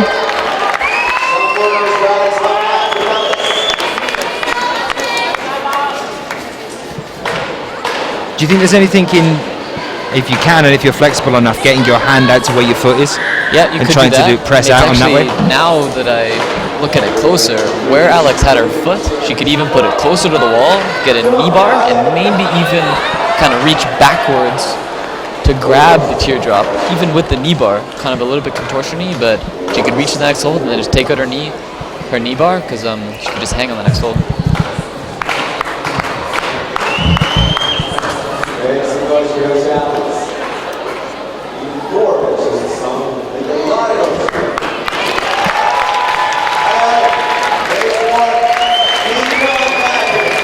Alice Puccia then with another attempt, Ray Sugimoto here as well. Interesting fact for you here from Ryan. This is one of Ryan's facts about beatering as well. Hey, IFSC, the climb in term beta comes from the Betamax tapes. The old rival of VHS, so another way of like videotapes, comes from taping the attempts and then using the beta to be able to play it back and then analyze the route. It's a really interesting one for you there. The only thing I can think of when you go to Betamax is Betamax Bandit. I don't know whether anyone knows that one, but see what you think. But yeah, that's apparently where beta comes from. Thank you for that, Ryan. Didn't know that one.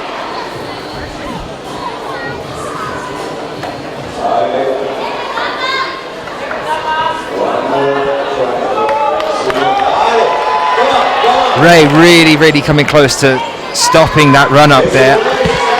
Slam that right hand in onto the blue volume, but it's carrying him further on and off at the moment. Question as well from Santokic saying, just wondering, well, what would class as a problem start? Do all limbs have to be off the floor? Well, that depends on the starting tape that we can see here. You see for all of these problems, what classes a start is matching on these 4 little bits of blue tape you can see. Oh, big swing for Alex, but she manages it. Triple. Very nicely done. So it's quite a dynamic little move, that one. Big and I swing. think there's more than one way to do it. She did it where she just matched quick and jumped over to here, but from here, if she can reach that undercline, she should be able to just straight mantle up. Yep. Yeah, it looks super straight up, easy. no She'll be problem able at to reach all the there. last hold and match. Very nicely it's done. Not so hard after, so she gets it. Okay, so Puccia That's gonna finally be her first top. gets the top that she was after. Yeah, the first top here of the competition. Erin Cowley asking for a shout out. There is your shout out, saying loving watching the girls finals and come on Shauna Coxey, fingers crossed. Thomas Lawrence saying great coverage and looking like a great competition, really testing all of them. Hats off to the route setter. And Ray Sugimoto manages the jump over onto the bonus now here as well. He came so close on the previous one as well. I think he should be able to do this, but I think he should go straight up the corner. I would not go. Tiny little foothold there. But you can also mantle it straight up into the corner and lean over and touch it. He's got to take it slow here, though. You do not want to fall now. After so many attempts and managing to get there, he does not want to try and rush this and fall now, though. Timer has finished. So from here, yeah. You think he's going to go up?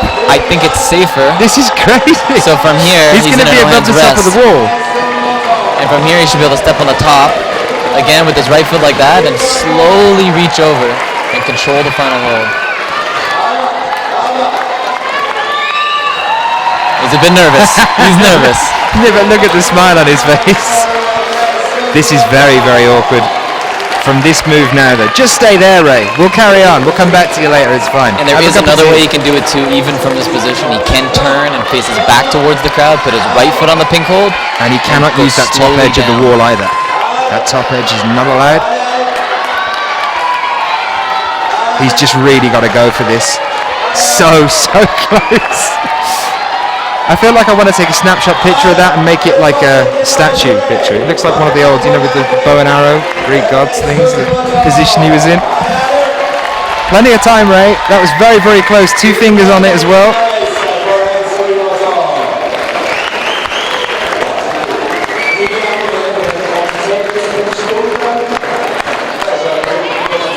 Thoughts? Would you get back down again, or would you stay where you are? Head over the edge of the wall now. This is risky ground. There you go. And see, this is the exact way I was saying. With his right foot on the pink, if he can go down, he can keep his and just slowly go from right to left. Slow and steady. The crowd want him to do it. He's nervous. He's going back by the look of things. Those are the exact two ways that I saw it happening, and he tries them both, and he's going to have to pick one. Yeah, this is uncomfortable for him. He's smiling, but he's going to be straining his legs by going up and down and relying so much on one of them now. Those thighs are going to start to really ache in a minute. He's going back into the Greek god statue pose. Now he's got to be careful with his right toe not to go over the top of the wall. That's one finger.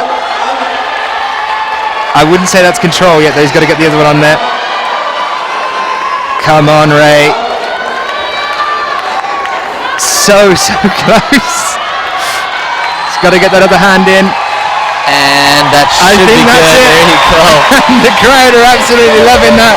Ray Sugimoto, he needed a swimming pool to dive into there, that positioning there. That was unbelievable. For a second too, he had his two fingers on it, and then he kind of took a step back. I thought he was going to lose it, but no, he was just making sure his left hand was on there really well. And look at Jan. Come on, what's going on? I love the fact that he tried two different ways of doing it and then settled on one. And Jan has to know to have time. That Ray was in the corner. If you're up and past the 4+ for that long, you have to know he's in some sort of rest, no hands, and he didn't go like the down with the foothold.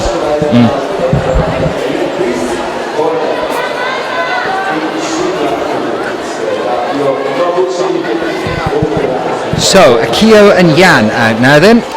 Moving on to the next one. That was a bit exciting, wasn't it? Jan knows exactly what he's got to do on this first section here. Only got the one hand up though. He's trying to use a foot to block the swing out. Akio already onto the pink, but it's whether she can move on to the next bit from here. Ian Gates saying loving the commitment here. A lot of people shouting out to Ray for that last attempt on that block. That was really nice. Nice bit of excitement here in Grindelwald. So Akio looks very similar to Alex in her first try. And she's gone straight for it. I love it. Foot and jumped at the same time. Yeah. And so this should be straight up onto that one. So making that jump is nice. Jump as well. As soon as you make that jump, you're fine on that one by the look of things. Jan's just made it also onto this one. How is he going to do it? Now, he's got the height that Ray doesn't have. You see, he has the height, and that's making a massive difference here. Cheeky heels up there as well, securing it. That was unbelievable from Jan. I think that was second, maybe third attempt. I'm going to try and get that confirmed. Well, that top is going to put Jan into the lead, with Ray in second and Killian in third with one flash. Yeah, a lot of support coming in from Ray as well. Simon Hurthwaite saying that is the best stop ever, go Ray. Nina Sundag saying brilliant. Your tweets are coming in like crazy, guys. Isaac Clark saying wow, Ray Sugimoto. And Siobhan as well. There is a question on the Siobhan saying what absolutely brilliant top from Ray. So there's a question saying, do you think the two groups in qualifiers unfair if one set is easier than the other? Interesting. Hand up to you, Sean, on that. The truth is, no, it's not. Well, yes and no. You can always say that it's unfair because we're not identical boulders, but because they split it based on world ranking, they put one, they split it 50-50, so that it is fair. It doesn't matter. It could be that you have to do 5 boulders to get into semifinals. It could be you just need zones, but it's unique to your group, and they can't count back to the qualifiers if there is ever a split for semifinals and finals. Or not for finals, sorry. For semifinals, they can't count back to qualifiers if there's 2 groups. Yeah. But for finals, they can count back to the semifinals. So I don't think it's unfair, but sometimes it can seem that way when one group takes 2 tops to make semifinals and the other you need 4. But do you think they're talking about the actual qualifying round itself, as in to make it into the semis? That would be just 10 of each one. Well, as opposed to 20. No, and because if one of them has an easier set, it's easier than the other. And I've seen it that. I know at one comp it was 4 zones was good enough to make it into the semis, and I've seen comps where you have to do all 5 qualifying.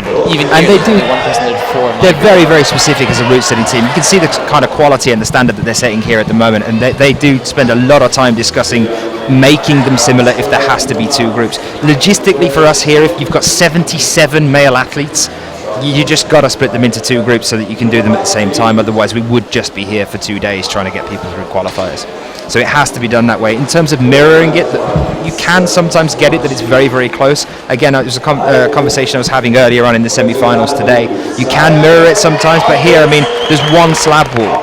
So if you've got two groups, somebody's got to have the slab and somebody then won't have the slab. You can't make it exactly the same. So depending on the wall being different. And I do find that the best qualifying is when they set, so close for Killian, when they set the two groups very similar in problems, even identical problems at some of the comps when they have really close or identical walls. The other thing I'd say though as well is that we said as well in the semis is that it is almost impossible to get them to be completely identical, because the bolt holds, by all means, you can get them in the same place. You can count up, okay, it's 4 up and 10 across. That's where we need to screw in here. But for the screw holds, getting that in exactly the right place at exactly the same angle on two walls can be pretty difficult to do, I would say. I mean, they can come close, but you're never going to get it spot on. Exactly. They're all going to be, 99% the same, but that's why they can't have just two, identical sets. And Yula's actually having a really hard time with these first two moves, and I think it is a little double jump that Killian's going for on this one, from the blue to the pink. Just on the first two moves, she has to go up with her right, and as she's swinging, she has to move. Oh, you're talking about Yula. I thought you were talking just Killian. Like that, and there. And it's something to do with her weight, but she's not feeling it. She's not doing it.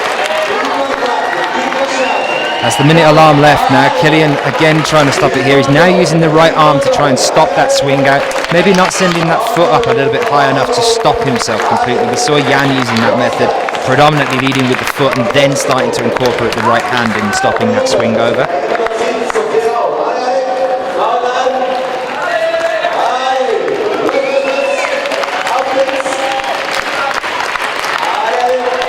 Yeah, there's something going on here with Yula then. What do you think this is?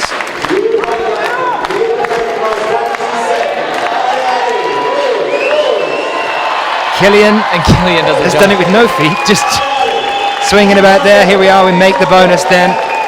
Yula, she's got 10 seconds left to do this, got to get on that wall. Killian looks like he's going to pop for the top here. Slow, surely slow. There we are. 1 second left to go and Yula is on the ground, unfortunately, so that is no bonus, no top for her. Not so for Killian though, who keeps pushing towards the end. Manages to get that top in just as the timer runs out on that one, and that's going to mix things up again, I think, on this one, between him and Jan at the current moment on the standings.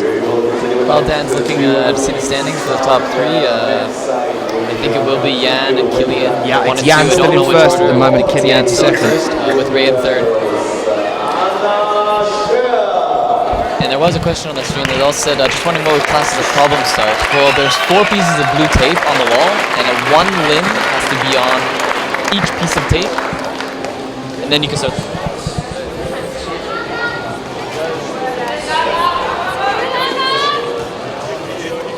Okay, Anna Stor now then with Kuruhori.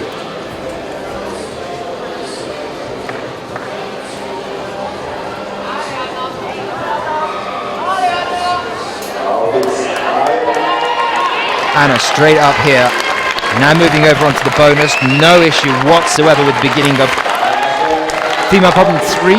It hasn't been so much of an issue until Yula came out a little bit earlier on, but Anna straight onto the Jiu-Jitsu hold as well. Straight up to the next section. That is a flash from Anna Stor on F3. No issues whatsoever, starting to put the pressure back on the rest of the female athletes competing here. At the current moment in time, Akira Noguchi is at the very top of that pile with 2 tops in 3 attempts. Now Anna Stor moves up to the top with 3 tops in 10. So, in terms of Shauna Coxey reclaiming that first place position for this next one, Shauna has to come out now and do it in less than 4 attempts. That's what she's got to do to put herself back on top of the pile and ahead of Anna Stor. Yula Verm is now down in 4th with 2 tops in 8 attempts due to that bit of a fiasco on female problem 3. Akio in 2nd place at the moment, 2 tops in 3. But at the moment, Anna Stor at the top of the women's rankings with 3 tops in 10, 3 bonuses in 7. With the men's, as we mentioned earlier, Jan Hoyer is in 1st place with 2 tops in 6 attempts, 2 bonuses in 6. Killian Fashuba currently holding on to 2nd place.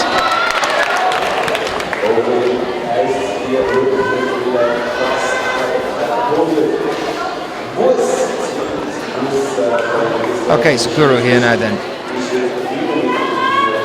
Again, we're going to have the similar issue here because of the height, possibly. Because it's a jump, it'll be a little bit different because he's not coming from a toe hook, and you can see right there, he does the jump really, really well, I think. I mean, from now, from this point at the upper section, do you think it's going to be a... He's looking like he wants to go for it on this one. He's just going to rely on it straight away, pop straight up for it. No, comes back down. Doesn't feel safe. He's going to go up, just it's like looking Ray, like he's doing it the same way as Ray. Now this is where I'd say the height is the problem for him, because he can't quite get enough. Look, we saw it from Killian. Again, we're having a repeat performance here. I wonder whether Ray's been back and said, if you just get up into the top right corner, I've left you a sandwich. And there's something on the telly. You can just chill out there for a bit, get yourself some energy back, and then go for the top. They must have talked. I think they previewed together and they said, look, you can go up as well. This is very similar to the semifinals 3 as well.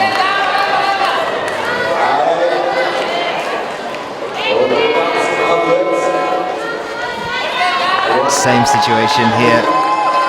A little bit easier for Sakura. Do you see he was smearing with his hand there? Yeah. On the right? He has one.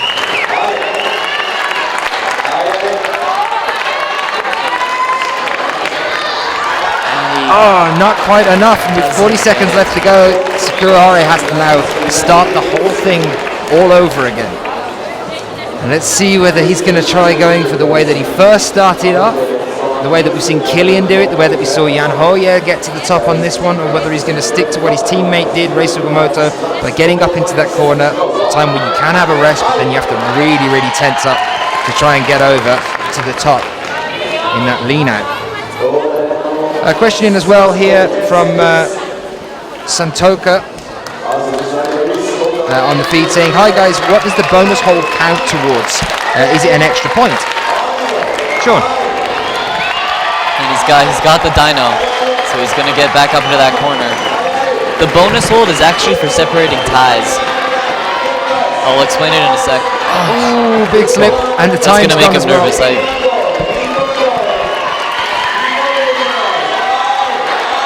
Get it, he just needs to and another slip. I'm thinking just to be safe. I mean, it doesn't look like he is now trying to go back to his original beater on this one. He wants to try and go up from there. He keeps slipping, and that's just it. And with the timeout, unfortunately, Sakura Hori doesn't quite manage to do the Sugimoto finish on M3. We move over to Shauna Coxey and Dmitry Sharafutinov on the third problem here at the finals 2014 in Grindelwald. Hopefully you guys are enjoying this as much as I am. So yeah, just to wrap that thing up for Santoka asking about the bonuses, as Sean said, they're just there to divide a tie, depending on how soon you get to that hole. So should two athletes have 2 tops in 3 attempts and they're both tied on it, we use the bonuses to divide the 2 of them. If they're tied on tops and bonuses as well, then we go to count back into previous round. And with these types of competitions and with the current rules, it really gives you an advantage to complete the boulders in a low number of attempts. Because if you get 4 bonuses and someone else does 1 boulder, and it doesn't matter how many attempts, they're going to beat you. And there is a good, healthy debate on which format's the better, because there is ones that say that maybe it should go tops first and then bonuses, and I'm actually very open to that. But this is the way it is, and the competitors know that, so they know they need to conserve their attempts or at least get tops. Shauna very quickly here, and she's done what I was, that thing I was saying before, using the hand over instead. A little bit slow way of doing scary, it. But that dyno was scary. That's a flash for Shauna Coxey. That's putting her right back in the lead again. That's going to be 3 tops in 7 attempts. 3 bonuses in 7 here for Shauna Coxey. Putting her 3 attempts of Anna Storr, who will be down into 2nd place now. Akio Noguchi into 3rd. It's been such a long time coming, and I'm not even going to talk about it right now. All I will say is that Shauna has had very, very many silver medals. We'll see what happens after this one. There's still another block yet to come. Dimitri shaking his head on this one. What are we thinking of this, Sean?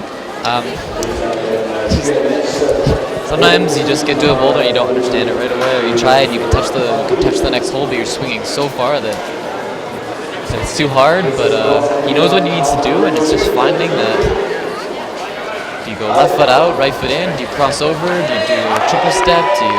So many options. What are you going to choose? And you can see it. He's so close. He steps through, one foot on the black, and just jumps up. And he should be able to just tag up with both feet on the grey wall and stop his momentum, but at that last point, he just doesn't feel it. He's falling. But I think is that a slow clap? That's the first time I've heard that in a long while. That's great. Crowd are loving it here. Hopefully you guys are clapping at home. Here we go again. Dmitry Sharafutdinov manages. Can he? Yep, it gave him what he needed. Over onto the bonus now then. He's got a little bit more height on Hori. So let's see what he does here. He's definitely also got the finger strength as well. He's stemming here now instead. Oh, look at that. There's another way of doing it. Oh no. Is he? He's got... Oh, and slipping with the feet here on this one. I was thinking he was going to rely more on the left foot. It's hard because the stem is a good idea, but then when you have the stem and you're touching the last hold, your weight is not pulling straight down on it. And as you can see, he couldn't get far enough over onto it, and then eventually his left foot slipped. I don't think he'll use the corner again. I think he'll just use the left foot. But he still has to do his first jump again.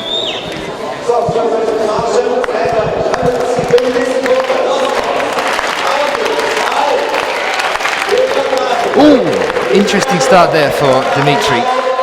Didn't feel right about it. Here it is. Stopped himself and saved him an extra attempt there, but that was an interesting start.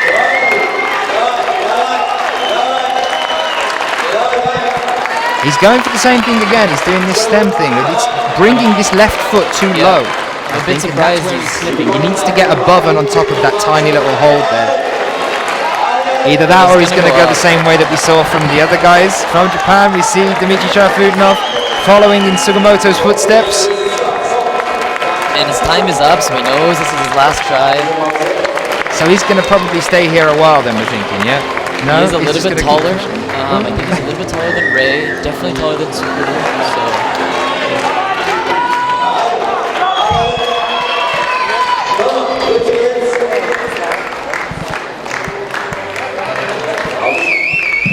So he's got time to work around this one again now. This nice big long weight for us.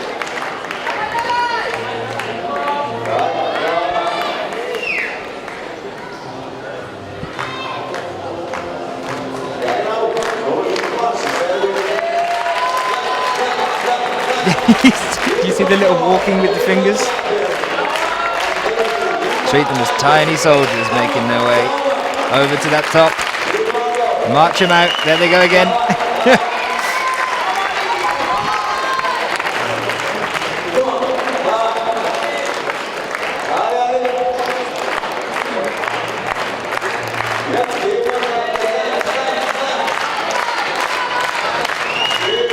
Did Sugimoto have his foot on the edge? There's so many ways to do it that it's whatever he's comfortable doing. Here we are, he's going a little... I think he was thinking about going a little bit lower here. Yeah, he's sat into it a lot more now. Easier way to lean, but it's where you go from there. It's just hard, it's committing, because once you lean too far to the left, you can't go backwards.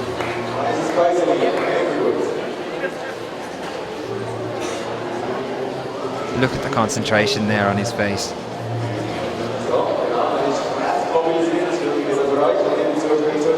This is basically going through his mind, I want it, I want it, I want it.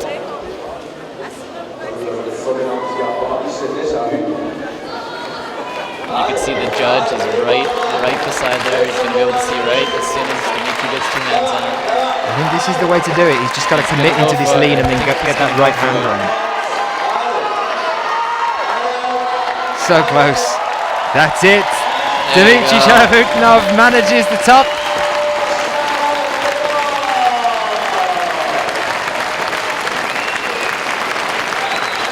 Passion there from Dmitry Sharafutdinov. Back to Rebecca Stotz. And we move over onto our final female problem. Here is your first glimpse of F4. The crowd does the shuffle down to the other end. See some of the athletes in that crowd as well.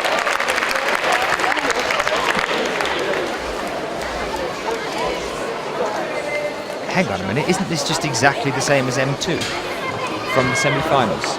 This is, and I don't think it's very cool.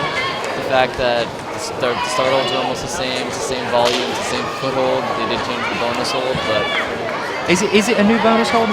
Yeah, it has been changed once you're past this overhang, right? Yeah, it's a different top. Not the final hold, and they moved to black crimp, but I think they could have kept the same line and at least changed the holds, because now they're climbing on holds that all the semi-finalists and men have climbed on, and I think they could have been a little bit more creative with this one.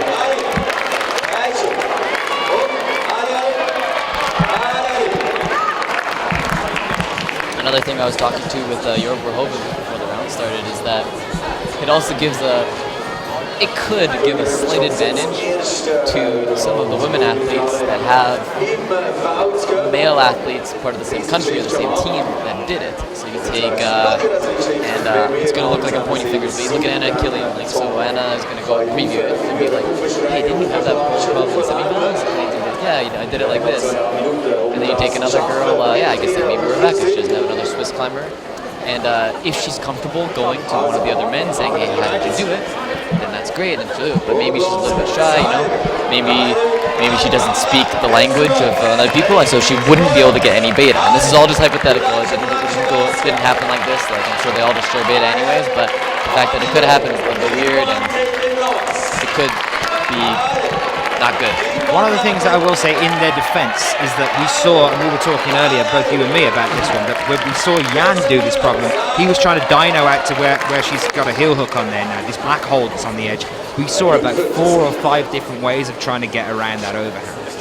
So if they've changed the upper section of it as well, even if Killian says, I did it this way, the body shape difference between Killian and Anna or everything else, I understand what you're saying, you want to get a completely reset problem, just take the volumes off, reposition and do it a different way.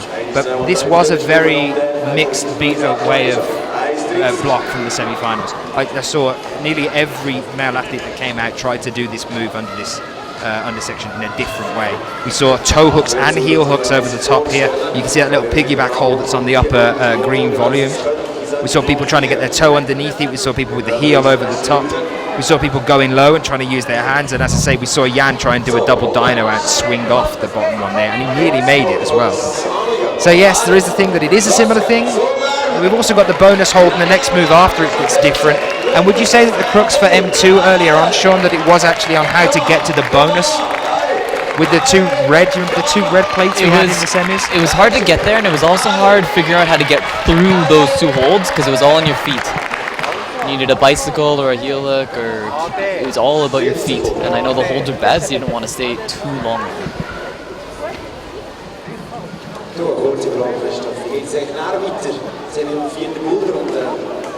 Was gibt es denn noch zu erzählen? Also ich muss dann mal meine Stimmbänder wechseln. Nein, natürlich geht es dann weiter mit einerseits der Rebecca down on the ground again here, 20 seconds left to go. Bestzeit und anschliessend zu unserem wohlverdienten, nein, nicht unserem wohlverdienten, natürlich zum Siegerehrung. Ich will etwas anderes sagen. Siegerehrung, aber zuerst noch einmal zu der Rebecca als Wasserkunde. Jetzt geht's los. Okay, another attempt for Rebecca Stotson. This is running down the clock, so this is going to be her last attempt at this one. Trying to figure out what to do with the feet. A lot of support from the crowd. Obviously, this is her home turf in front of a home crowd here, and unfortunately just can't quite make it to that point. She did so well to get to this stage and to make it into the finals. She looked strong all the way through the semi-finals. I think that has securely given her the 6th place, but 6th place is fantastic. Hats off to her for fighting all the way through to this stage and for doing as well as she's done all the way throughout today. She should be proud of that. Male standings as they are at the moment then. Jan Hoyer, after problem 3, is in first place with 2 tops in 6 attempts, 2 bonuses in 6. Dmitry Sharafutinov in second place with 2 tops in 7, 3 bonuses in 11. And in third place, Kilian Fischuber with 2 tops in 7. 2 bonuses in 7. Rei Sugimoto in 4th place, and here he is again now with 2 tops in 23 attempts. 3 bonuses in 22 attempts. It doesn't matter if you get there, Ray. And Hori Sakura in 5th with 1 bonus in 7 attempts. That is the standing for the men so far. Alex Puccio now on female problem 4, and for the first time we get a glimpse of M4 here as well. Sean, 2 questions for you. One for Alex on this one. Do you think this kind of block is going to suit her style? Getting around this overhang here and up onto the bonus. I think it should. Potential to do It's well here for powerful, Alex. Yeah.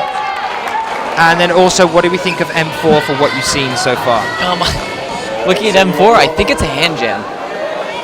And Which I haven't seen since Vail 2012. Exactly, when Jan should have won his first World Cup and I guess didn't know how to hand jam. But I heard that right after that he worked on it because the next year in Vail he was showing us how he could really hand jam. But I think it's a double hand jam. I think was Killian in that final as well. Did Killian take gold? Killian won it. Yeah. Took it, but it was going to be Jan and it was going to be Euler.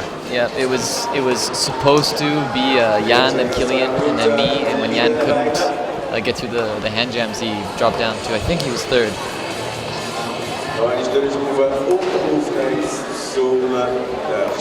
Jan has obviously had an extremely strong year so far here.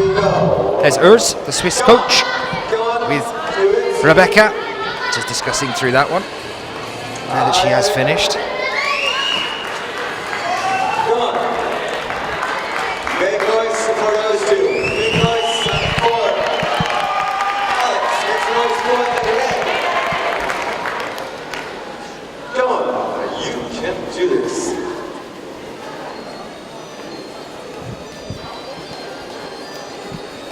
And funny enough, the women's last problem here is a little bit different than the men's too. I mean, they still go through that big volume and then they go out and put their foot way out there. But it's a little bit different because they actually have to go climb towards their feet. Whereas the men's semi-pro went to that pink hole, kept their feet out there, and climbed straight up towards the leaders. Whereas this women's problem actually goes towards the way that Jan eventually tried the men's problem, where you get your hands all the way onto where their feet are.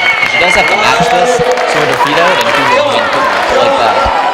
But she has to keep moving towards the right, and then go up into the bonus to the left. So it is a little bit different. That's the last minute. The last ball problem for the men looks really hard too. That green sloper, the second one, is the same hole, or just a different color as the women's semi-final. Come on. Come on. Keep on making noise. He looks like a bit of a funny angle to do. Do you think it's a hand jam at this point? When I went up there and looked at it, I thought, you have to hold so close like that. It's a hand jam. And Laurent was a climber, he climbs outside a lot. So 20 seconds left on the clock, and Alex Puccio is having pretty much the same nightmare set of blocks as she's had at the previous 2 World Cups. She's made finals every single World Cup this year, and then just run into difficulties during them. That is the timer, guys, so this is it. The last attempt for both of these athletes. See what Alex is going to try here. Not quite enough. Switch. So he does have to palm it. This is going to be Ray again, isn't it?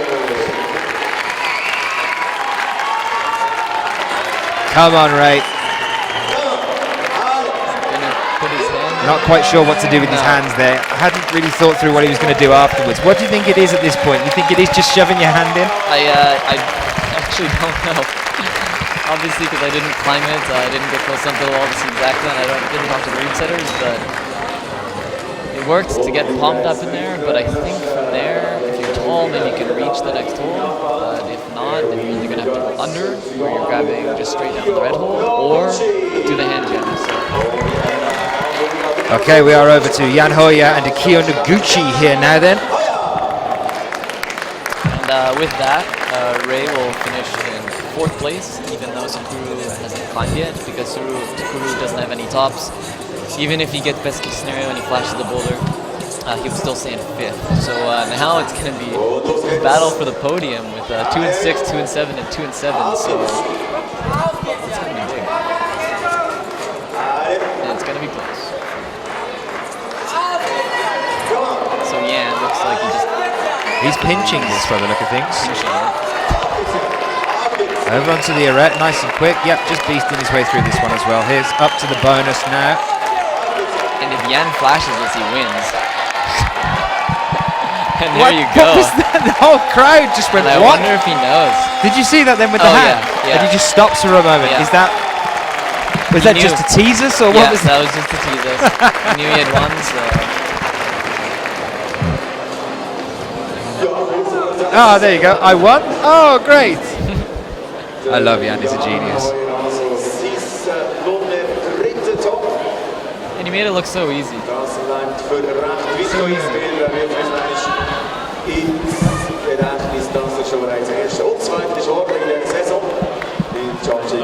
This is definitely Jan's year. Here we are with the Kia then.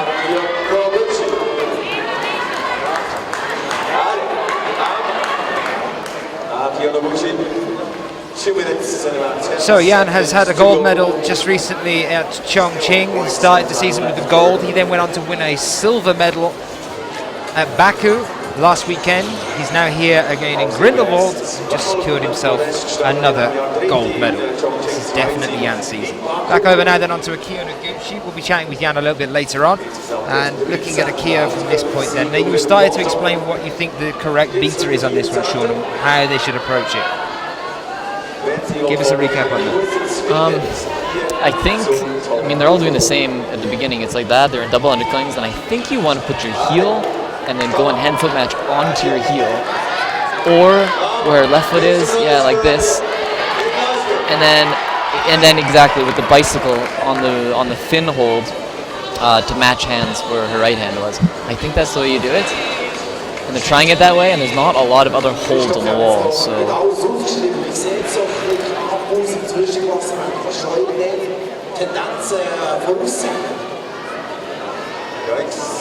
Liegt ja leider noch nicht wirklich ganz bis über den Zug der Rangliste, das Publikum auf der Tribüne einiges besser. Aber wie gesagt, wieder Matthias Simons ins Gebiet. So we'll get clap again here as Kia Noguchi fights for this one. Current standings for the women put Kia Noguchi in third with 2 tops and 3 attempts, 2 bonuses in 3. Good attempt here for her.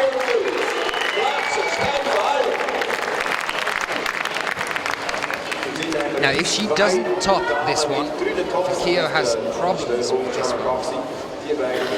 It's going to leave the window open for Eula when she comes out in a few moments' time to potentially knock a Kia off the bronze medal spot.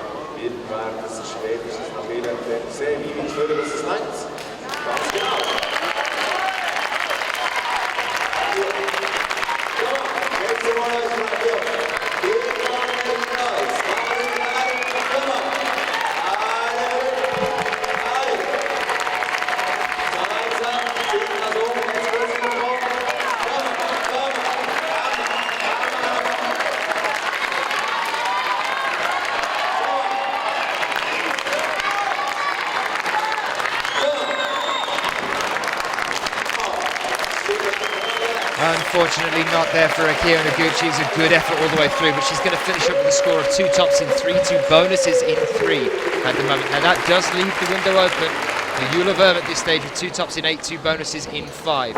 Question coming in from you guys as well, so from Barry Smith saying, hoping to see the rest of Sean's hints for short climbers after this. You will indeed see the rest of Sean's hints for short climbers, and also Jorg's tips for tall climbers as well coming for you after this one.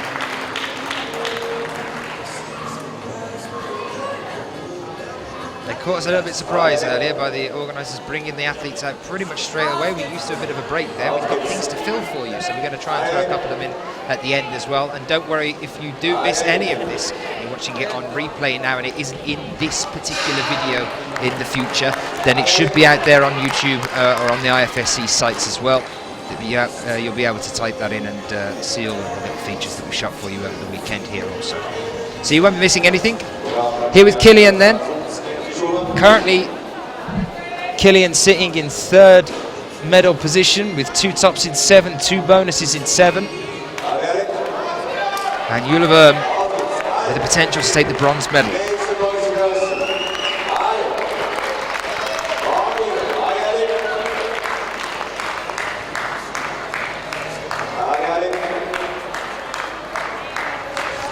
The funny thing is we get a lot of people saying F4 looks really, really hard.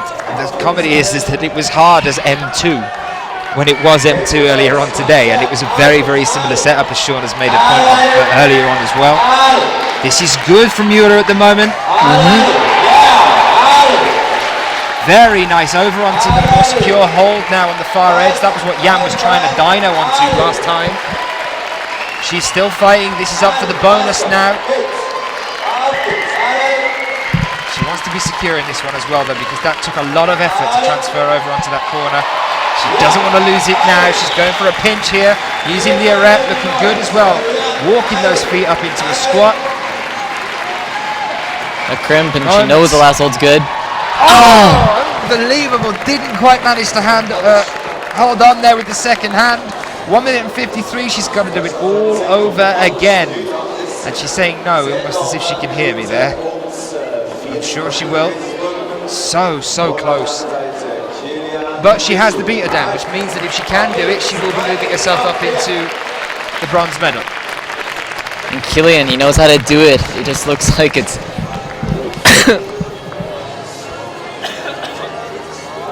Oh, I'm sorry about that. He knows what to do. It's just maybe the right hold's getting a little bit warm, but you can see he slipped a little bit.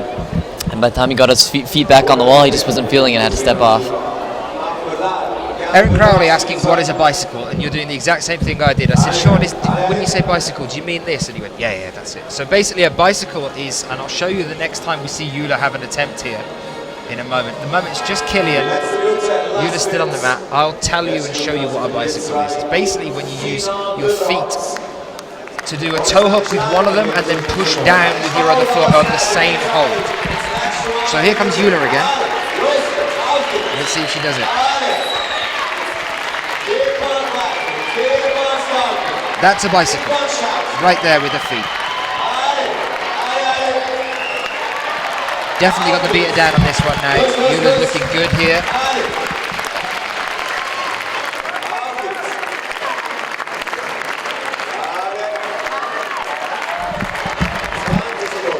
Eula here again then.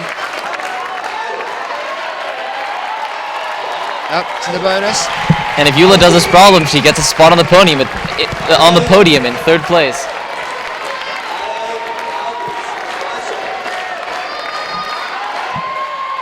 And she does it. This time she manages it. Thank goodness for that. There it is. And if she now just securing herself a bronze medal. and if she doesn't already know, when she finds out, she'll be quite happy that she did the boulder.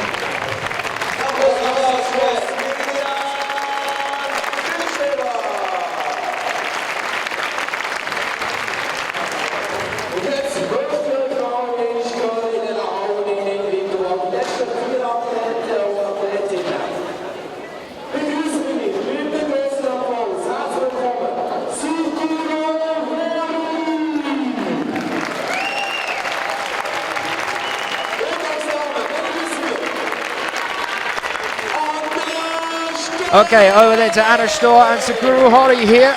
We now know who's taking our bronze medal in the women's. We know who's got the gold medal in the men's.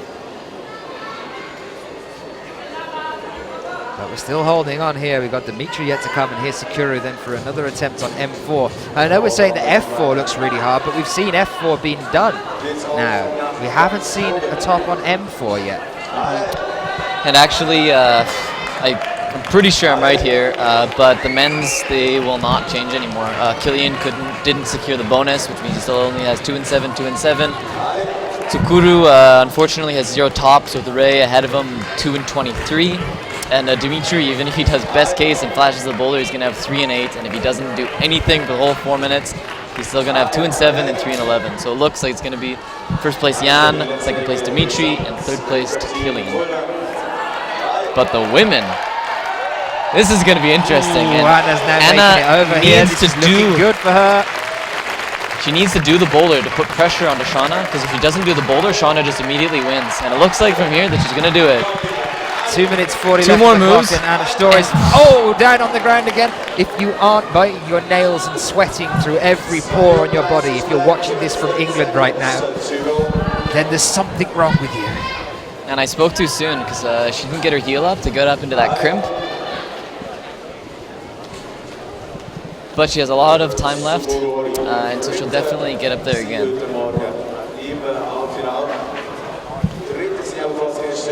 So yes, it is boiling down to this then. It is purely a case of if Anna does this, it puts pressure on Shauna to do it in less attempts. If Anna doesn't do it, Shauna takes the gold even before she's come out and climbed this.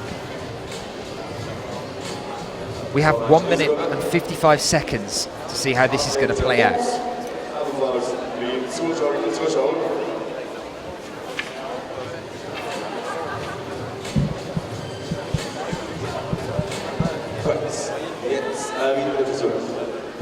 Kruder down on the ground as well. I want to see M4 though. So even if Dimitri isn't going to manage to change his position at all, even if he comes out and explodes in front of us all, at least I want to see somebody get to the top of M4 if it's not going to be Kruder.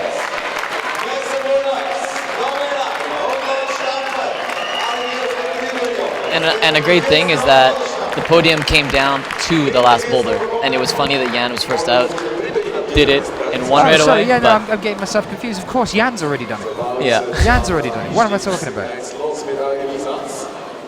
Well, at least Dimitri can go out with a bang if he does come out. Yeah, no. And I know he wants to. He knows it's possible.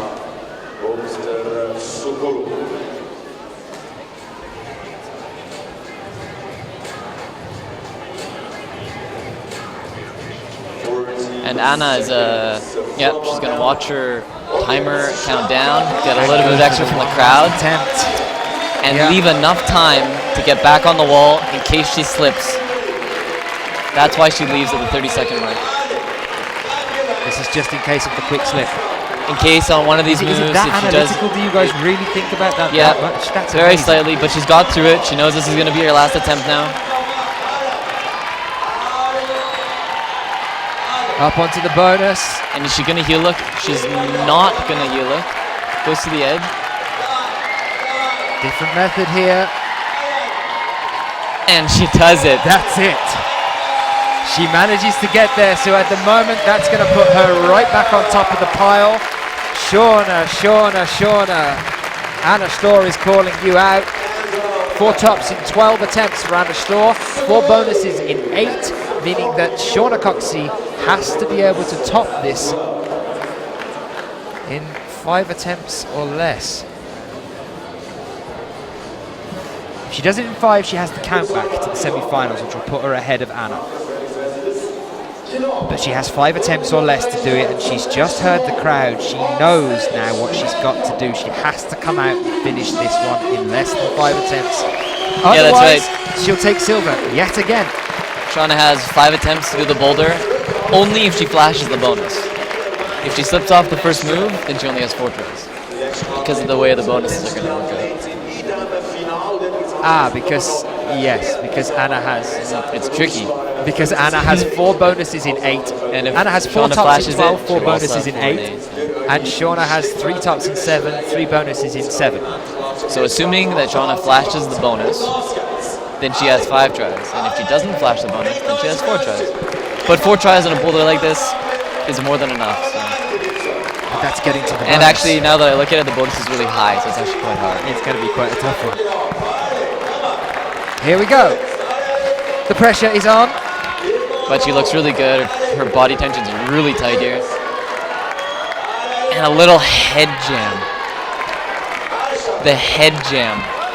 And dropping her down on that one. So now she has to do it in 4. Yeah. Now she has to do it in 4, but really nice little difference beat her there. With a head with jam. the head jam. I saw somebody smear with their face in the semi-finals. It was really impressive. I have not seen a head jam in a while. Yeah, so Shauna has 3 more tries to complete the boulder. If she completes it in her next 3 tries, she'll win. If she doesn't, she'll be second. 2 minutes and 30 seconds to go. And Dimitri climbing for the crowd. You make it sound so bad. And Dimitri, we can just forget about him.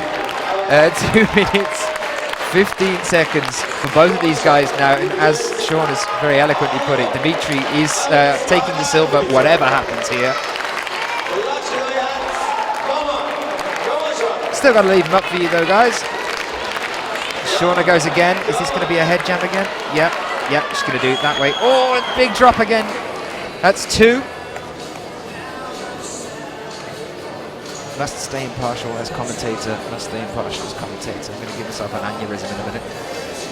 And it was funny too, actually, from the undercling on the double pink, she reached out and got the next hold without the head jam. And usually that's the move that she needed the head jam. But once she gets the next hold, she should actually just be able to bicycle really hard on that tongue hold and then go back down into it. Or even toe hook higher on the volume.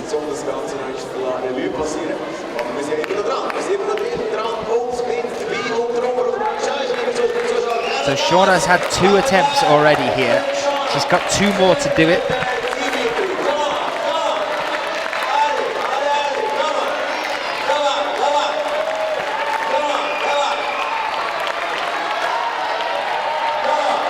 There you go. Took out the head. Okay, head here bar. we go. So now we're on to this section. Dimitri with the top as well, with 1 minute left to go. Fantastic for him, but here is the pressure now, and it is now all about Shauna. This is going up to the bonus here. She is 2 moves away for her first ever gold medal. A drop knee here with the right, up with the right hand. She's got to figure out what she's doing from here. Shauna Coxey in Grindelwald 2014, taking her first ever gold medal on the IFSC circuit. It has been building and building and building, and Baku with the dab on the mat just took it away from her. That is it, Shauna. It's taken you a couple of years, but it is yours. You have your gold. Incredible effort, and beautiful to see a hug there as well from Anna Storr on it to say congratulations from the side, and from Euler as well. Unbelievable. Shauna Coxey's taking that gold for the first time.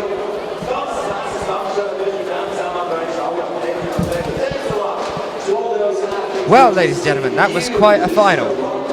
It was drama from the very off, as we had Jörne Kruder unfortunately missing the isolation time, which meant we went down to 5 guys instead of 6, and then it just sort of got steadily more intense since then, and we have just officially seen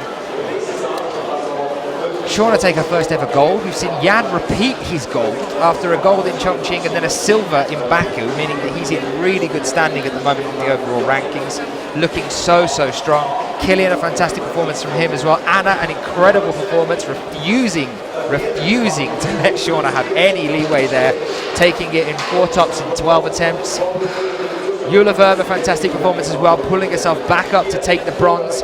The blocks were insane. Dimitri with all these different beta. Rei Sugimoto with that crazy top.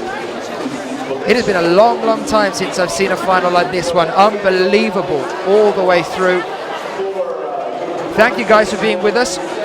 What I'm going to do now is I'm going to leave you guys for a little while we set up for some interviews, which of course are coming.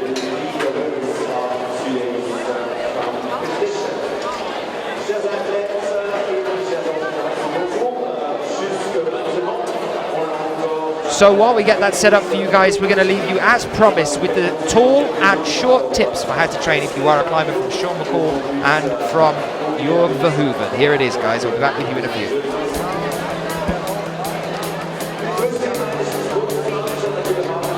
All right, well, I'll just give you a little bit of background to start. I am vertically challenged. I'm 169 centimeters, which is like 5'6" and 2/3, because I'm almost 5'7". Maybe with shoes on I'm 5'7", but I've always had a little bit of a problem being short, and so I've had to, I guess, learn how to deal with it from a young age. And I was, we'll say, madder when I was smaller about, boulders. Like I'd see a boulder, I'd be like, God, it's so dumb. How am I supposed to do it if I'm short? But yeah, I came back down to training, and a few really good training tips for if you're a short climber is really focus on how far you can span, so that you can look at a boulder, look at 2 holds, and say, I can span that, and especially with the feet. So being a taller climber, I imagine that they're just like, oh yeah, if I put my foot there, of course I'm going to be able to reach it. With a smaller climber, you have to be maybe a better judge of that. You have to say, from that foothold and those hands, can I reach that hold, or am I going to have to just, jump a bit? And if you have to jump a bit, you're just going to have stronger fingers. Another point of being a short climber that I find really helps is be good in compression. That way, if you get your feet really high, and then you get into a little corner, you can compress through it, and you're very comfortable having your feet high. Which brings me to the next point, be very comfortable with your feet high. because you can take advantage of that fact that a taller climber is not going to be able to put their foot that high because their knee will be in their ear or something like that. And a short climber, we're a little bit more comfortable. Our center of gravity is a little bit more centered, I guess, than a taller climber. And try not to let it get to your head, especially during competition. The route setters have made it, hopefully, to be comfortable for everyone, and maybe it'll be slightly easier for the taller people, maybe not, but just worry about yourself, do your best, and then after, worry about how you could have done the boulder problem better, or just worry about yourself and not about others. Talk to me about training tips for people then. There's some fantastic advice in there for what you have to get to in order to be able to deal with any problem that's thrown at you, but how do they specifically train for things like that? What do you incorporate in your own training to make sure that you're on that level? For being a short climber, I mean, I usually focus on just getting like very raw power at the beginning of the season, doing campus boarding, doing dead hangs, and then once I have that power, then I go and move it into boulder problems. But it does help if you get tall people to set you boulder problems, because they're just going to set it with low feet, and then you're going to have to, you know, make that decision. Oh, can I jump it? Can I span it? And obviously, if the span is just too far, they're not going to have that in a World Cup. But practice it anyways, and practice keeping your feet up, and lots of hand-foot matches even, because if you can go like this and then you can get your hand right there, you'll be able to match the next hold, go up to the next, but just really practice every style of problem, and you'll feel better maybe in some of the compression ones with the high feet, and then when the feet get kind of further away, practice that, so when it comes up in a competition, you already feel comfortable and you're not kind of like, oh my gosh, what am I going to do, and get flustered. Thanks, Sean. Thank you.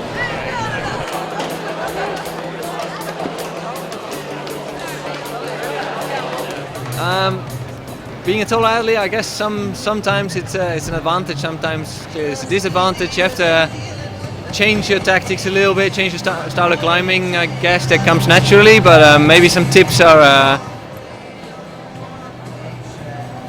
strong body core tension.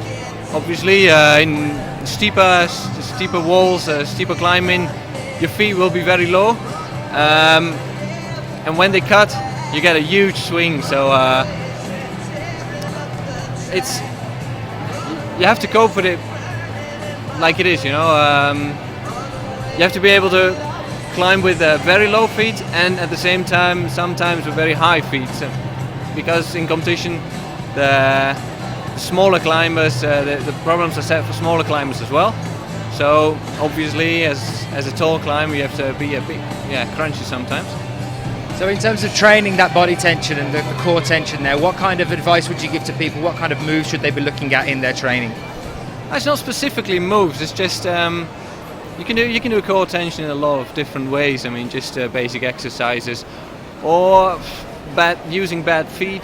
Feet on a steep wall is very good for core tension.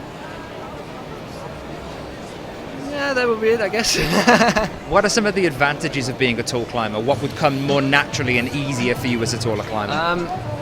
Depending lead and boulder, it's quite a big difference. I guess in lead, as a tall climber, you're on a not so steep wall, you're just standing there on your feet. You can reach a lot more than a small climber. You don't have to be so crunchy. On bouldering, there's a lot less feet, less features and stuff. So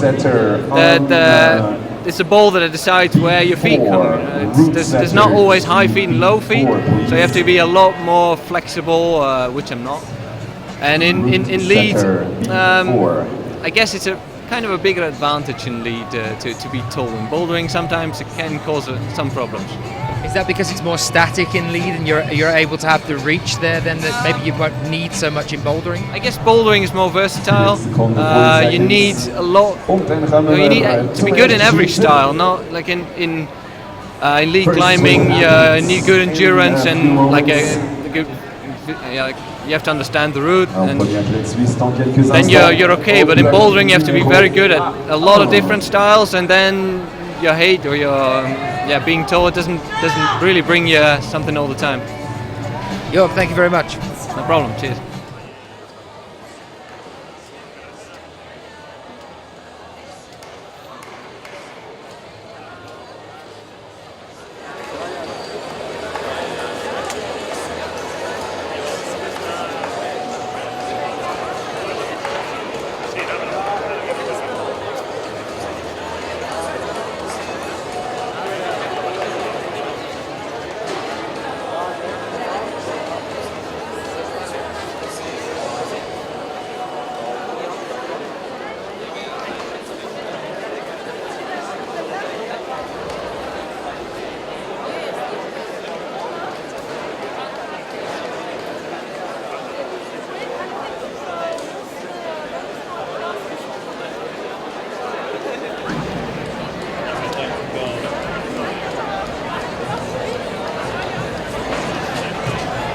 Well, joining me over here on the wall, we are with our bronze medalist, another medal for this year with Yula. Yula, how are you feeling?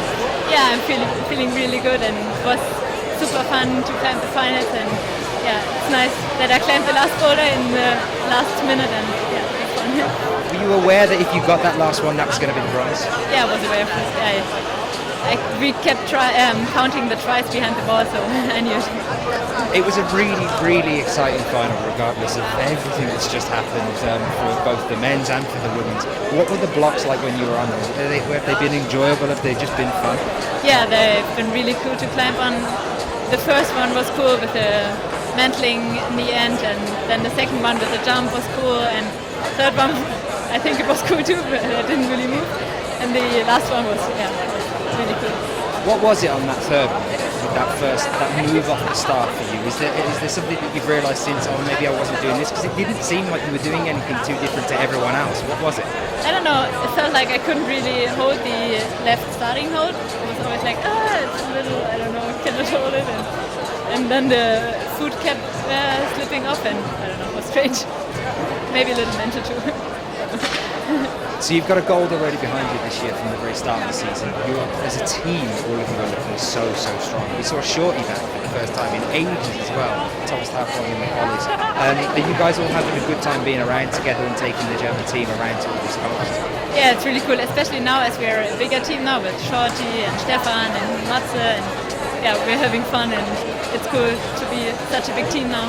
Do you think you can put anything down to Germany's success this year? Do you think have you started doing anything different as a team? Is that for your own and for Jan's, progression through this year? Do you think anything has changed from last year? I think mainly we just trained harder, and as I stopped my studying for half a year, it helped a lot. And I have more time to train and to focus on climbing. So you've taken a step back from the studies to try and focus on this? Yeah, I took a break for half a year now, from April till October. And, it's nice to only have climbing in the mind. It's definitely working. This is another bronze medal for you. Congratulations, well done. Thank you. Can I say something in German? Of course you can. Say stuff to people at home. Alles Gute zum Geburtstag, Alex. Thanks. Okay? Brother's birthday today. Happy birthday. Thank you. Well done. Okay, what we're going to do now is she's waiting just here for us, and I think they are trying to pull them away, but I'm going to try and pull them in anyway, ignoring everything else that's happening. The organisation here has been insane from the very off, so I'm going to try and bring Shauna in. She's just chatting with Yula behind us now, so give me 2 seconds and see if I can try and grab her for her. She's coming in. There we go. Hello. Say that again? Hello. No, we don't start like that. We start with, this has been a very, very long time coming. How are you feeling? This is a gold medal. This is it. I think I'm a little bit overwhelmed. Yeah, just a little bit. Were you aware of how close it was getting again? I knew it was close. I knew that I had to do the block problem in order to win, but I didn't really know how many attempts, because we all had quite a lot of attempts at certain problems. So, yeah, I had no clue. I still didn't know when I did it if I'd won or not, so Anna had to tell me. Somebody came up, Anna came up and said, oh, by the way, you've won. Yeah, I was like, what happened? She was like, you won. And I was like, oh, I thought it was you. But no, it's cool. You seem very calm and collected. I was expecting, I don't know, just like screams of joy. This is fantastic. The first year you came out, you made every final. Second year, you had an up-down year, you broke your leg, you were out the season, it was all up and down the place. It's been a very, very long time coming, and this is it. This is your first ever gold medal. So, what's the plan from now? Keep winning, hopefully. I guess. What else can you do? But yeah, I'm very excited for the next one. So yeah, wait. In terms of the set of final blocks that we've been looking at here and how the final was, and I was just speaking to Yula about how good it's been, the set of blocks. Did you enjoy them? Yeah, they were really fun, especially after Baku and China. They weren't the best blocks in finals, and this time they were really enjoyable. We all came back smiling and happy and chatting about them, so it was nice. It was a really nice, and it's amazing that there's such a good atmosphere here. The crowd was really good as well, so yeah, it was an amazing one to win at, so it's good. Were you talking much in ISO? We had a couple of questions come in today that have been people asking how much you guys talk to each other when you're back there and you're waiting to come out. We talk a little if people have already been on the blocks, but you would never talk to someone who hadn't been on the block yet and heard about that problem. So yeah, we chat a little bit and ask questions, and often nearly always one person forgets what the next boulder is, so we need reminding. So we have to try and remember, we piece them together usually, because we'll be like, I remember this hole, and you'll remember this hole, and I don't remember this one, and then remember them eventually. Let's just talk a little bit about the head jam that you started to employ on F4. Was that just, just a crazy minute decision? You just get out and think, you stick my head in there. What was that? It nearly worked, come on. Very nearly worked. But it was interesting to see a different meter. But the first two attempts of it, what was it? Was it feeling right? And then you suddenly switched to this other different beat. I have no clue. I think I was just desperate. I needed something. But yeah, it nearly worked, and then I figured I should probably try something different. Work, so that's good. You've been away from home for a very long time, since the very start of this season. You've been in Chongqing, you went straight to Baku, you've come straight to Grindelwald, and now you've got to go straight to Innsbruck, so it's basically over a month that you've been away. How are you finding moving around with the GB team, with obviously Nina as well? Yeah, so it's been Mina and I together mostly. We had a few more in Azerbaijan and then a couple more here, so it's been really nice to have the team with us. But it's quite hard being away from home. I don't think we originally thought it would be this difficult. It's only 7 sleeps left, so... You're counting it down? Yeah, at this point, yeah. But I'm excited for Innsbruck, obviously, and it's amazing to be able to compete in such a short space of time, but it's so hard as well.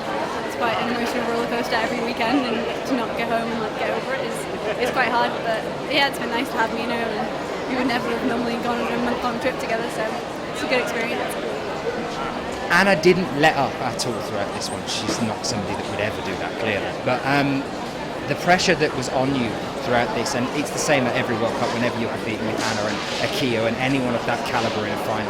Do you find it helps, or do you find it's a hindrance? Do you think about it a lot when you're thinking, okay, I'm in the final with these guys, and they keep coming back after a flash? Does it get to you, or do you think that kind of makes you more determined?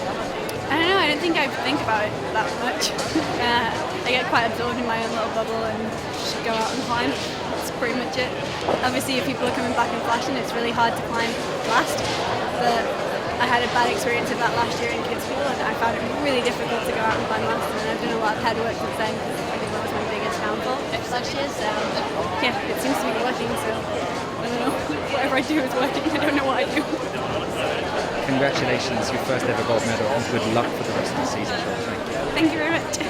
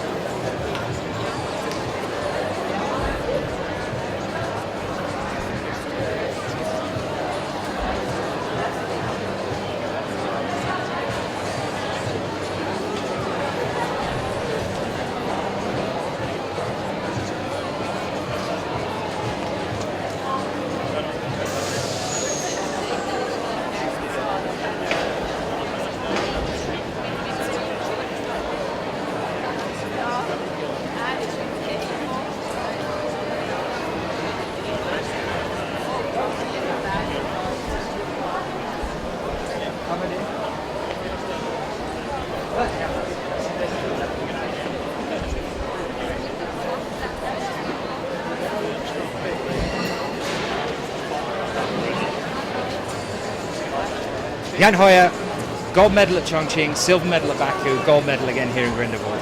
Must be feeling pretty good right now. Yeah, definitely. I had a little bad luck in Baku, that's why I only came second. Looked very, very strong from the off. M1, talk me through the problems that you dealt with here. M1, that crazy up onto the side, just the jiu-jitsu hole. I struggled a little on the first one and couldn't even do the first move, and I talked to the route setters and they told me I had to start with my back to the wall, but I don't know, felt pretty weird. And the second one went well. It's maybe a little route setting mistake, so I could reach up to the bonus hold. And yeah, then there was Dino on the third one, went pretty good. And I saw this Japanese guy, Ray, going into the chimney, and we saw his face for about a minute, and I was like, okay, I don't want to stand there for a minute, so I go straight to the top. And I got lucky, stuck it, this little crimp. And before the last one, Dimitri said, oh no, the last one is so easy, everybody's gonna cruise it. And I was like, oh, okay, a little hard at the observation, but okay, let's cruise it. And I went out and yeah, did it. It's I've been in this position a couple of times, going into the last boulder, knowing that I can win if I top it. Yeah, it went well today. It Definitely went well. Do you think you're becoming more adept at dealing with the psychology behind that, of getting to that point where you think, okay, I know I can do it? Yeah, maybe you get a little used to it, but you never really control the situation. In semi-finals it was the same. I did the first and third boulder, and before I started the fourth one I saw the results and knew that I had to do it, and I was super shaky, and I don't know what happened in semi-finals, but that was pretty lucky, and at the last finals boulder I felt solid and strong again. Yeah. The route setters told me again that the red wasn't meant to be used, but they forgot to put the black tape on the lower part, so it went well. Just sneakily get in there because there's no black tape, right? Yeah, exactly. Why not? If it's not black tape, you can use it. Yeah. So what's the plan from now? You're going to have some rest back home for a little bit? What's going on? I'm going back home for only a couple of days, flying to Innsbruck on Thursday, and right after this we are maybe having a week of maybe resting for a week, and then flying straight to Toronto, going straight to Vail, and staying in the US until we fly to China. So it's a pretty busy month. Are you going to get over to the Tivoli Centre at all and do some work in Innsbruck before the comp, or are you just kind of concentrating on going home, relaxing, getting some R&R before the next comp? I will definitely go back home. Yeah. We just came back from the 2-week trip in China and Azerbaijan, and it's nice to sleep in your own bed for a couple of days, just chill. Jan, congratulations, another medal. It's such a strong start to the season, I hope it continues for you. Thanks.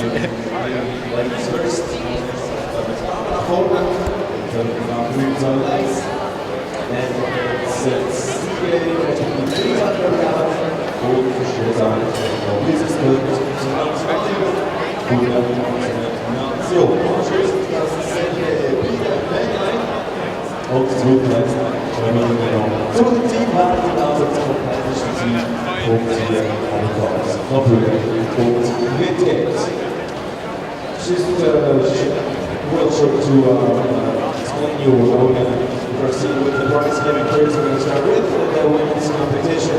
3-1. Afterwards, the World National Anthem. Afterwards, the same for the men's competition. 3-1. And National Anthem. And so, we will award the most complete team of this weekend's event.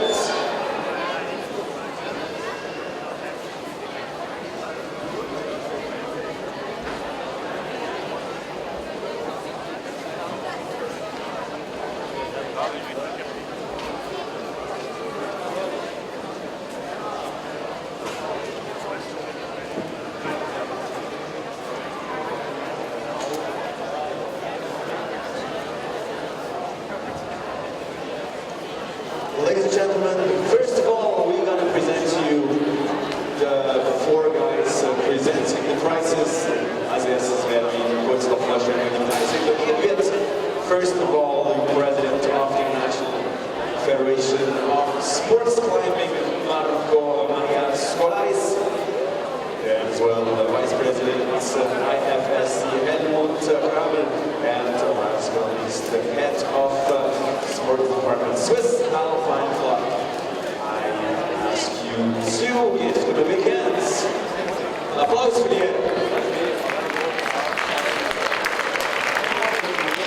Genau, wir machen das echt. Einen Applaus aufsparen für unsere Athletinnen und Athleten. Auch zum Rest für die Firma. Und starten wir nochmal mit der dritten Platz hier. Third place in der Hand im Boulder World Cup IFSC World Cup in Grindelwald, Schweiz. Auf dem dritten Rang aus Deutschland. Herzliche Gratulation, Juliane Wörth!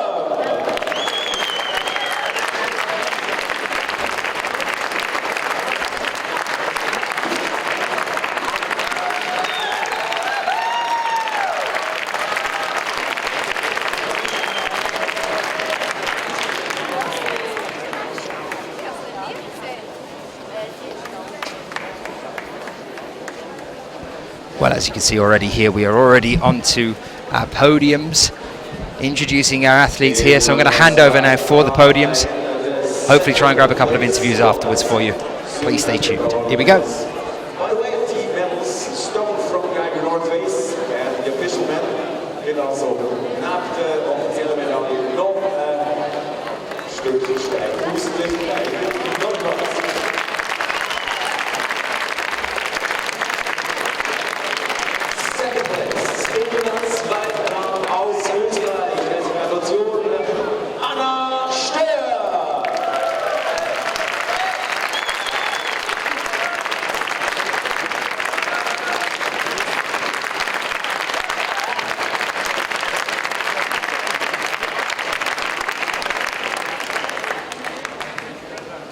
Und auch für alle gibt es natürlich die verschiedenen Medaillen.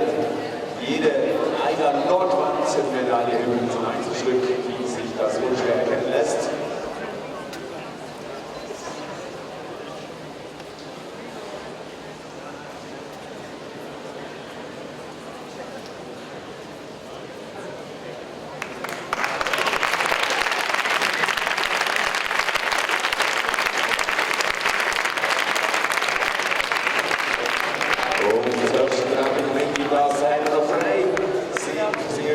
Is het de eerste überhaupt Sieg bij een World Cup? In the middle we have still number one left. And there for her is the first World Cup victory ever. Give a big hand to the winner of today's competition, Climbing World Cup Boulder Grindelwald 2014,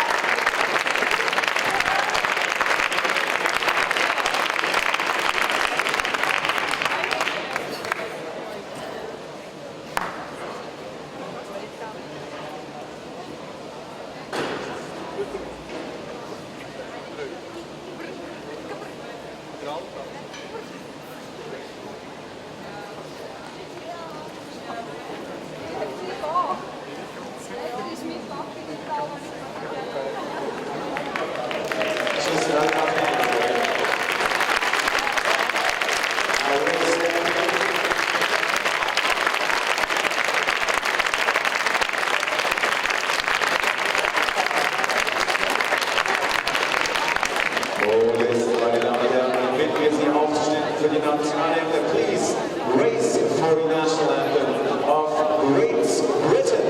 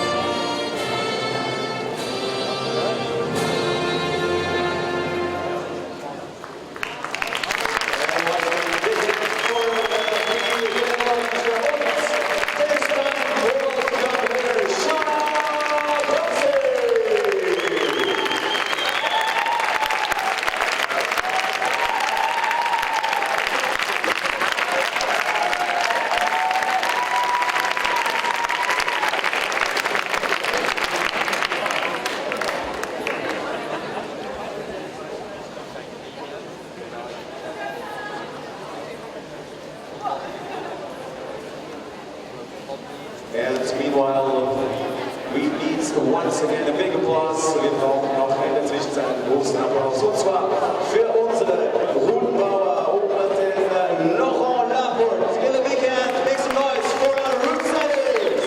Thank you so much.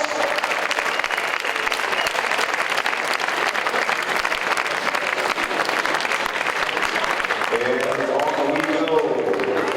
Macht schon ein Selfie von sich. Hat einen Grund dazu. Im dritten Rang.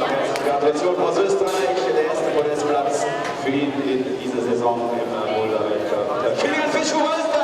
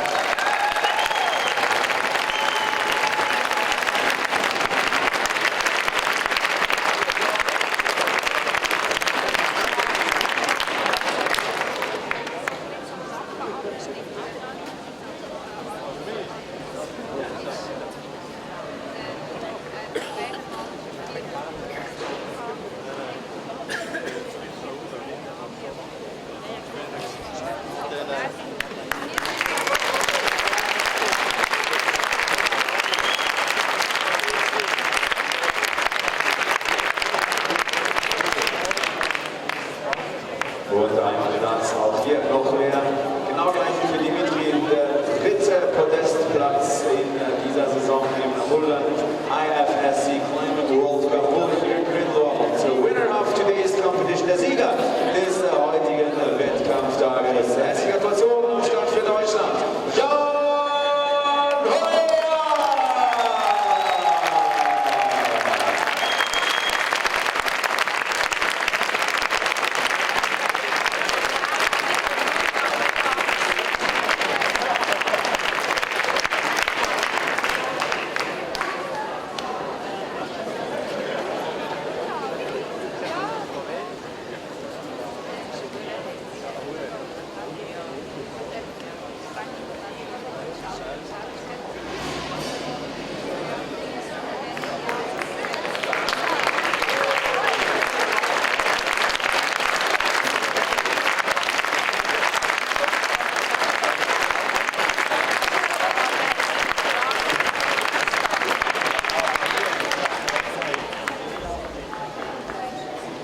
And now, once again, we kindly ask you to raise from your seats, take off your caps. Noch einmal bitten Sie aufzustehen. Wir spielen die Nationalhymne für Deutschland.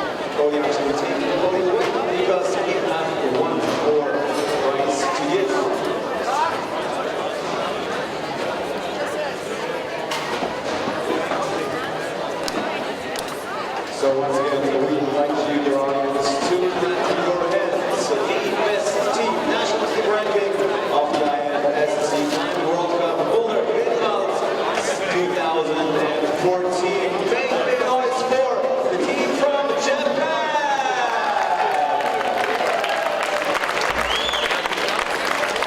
For the rest of your team, the whole team needs to go from the whole team. Everyone from Japan on the podium. No, too shy. Come on, everyone. The whole team, yeah. There's some more. Come on. Where's the rest? Where's the rest?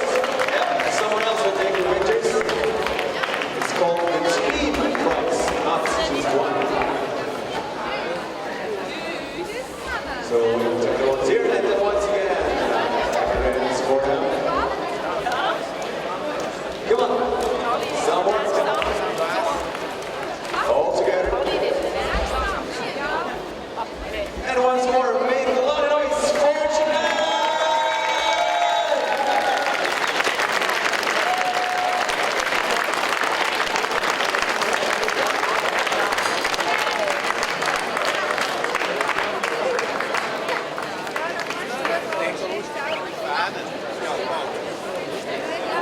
Well, straight back over then to the interview board, and with Anna Stor, silver medal position here. You had the gold at the last one as well. Let's talk just first of all about the final itself and the blocks that you've had to face here from Morocco. What did you feel about it? I think the route setters did a really good job this time, and for me it was the most exciting final and also the best set route so far.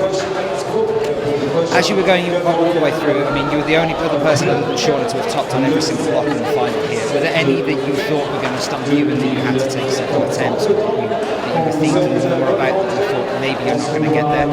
Well, of course I knew that on my second boulder I needed a lot of attempts, because basically I was jumping the whole time, and I was lucky to stick it in the end. And really I just wanted to finish all the 4 blocks, and I'm really happy I did that. The fourth one, we were thinking we were going to see a heel hook or something on trying to get up on there, and you tried it once and got down, and then, I don't know whether you did this just for suspense or whether you were tired or what, but you let it really run down to 30 seconds before the next attempt. Were you rethinking a method there, or was it just taking it completely easy?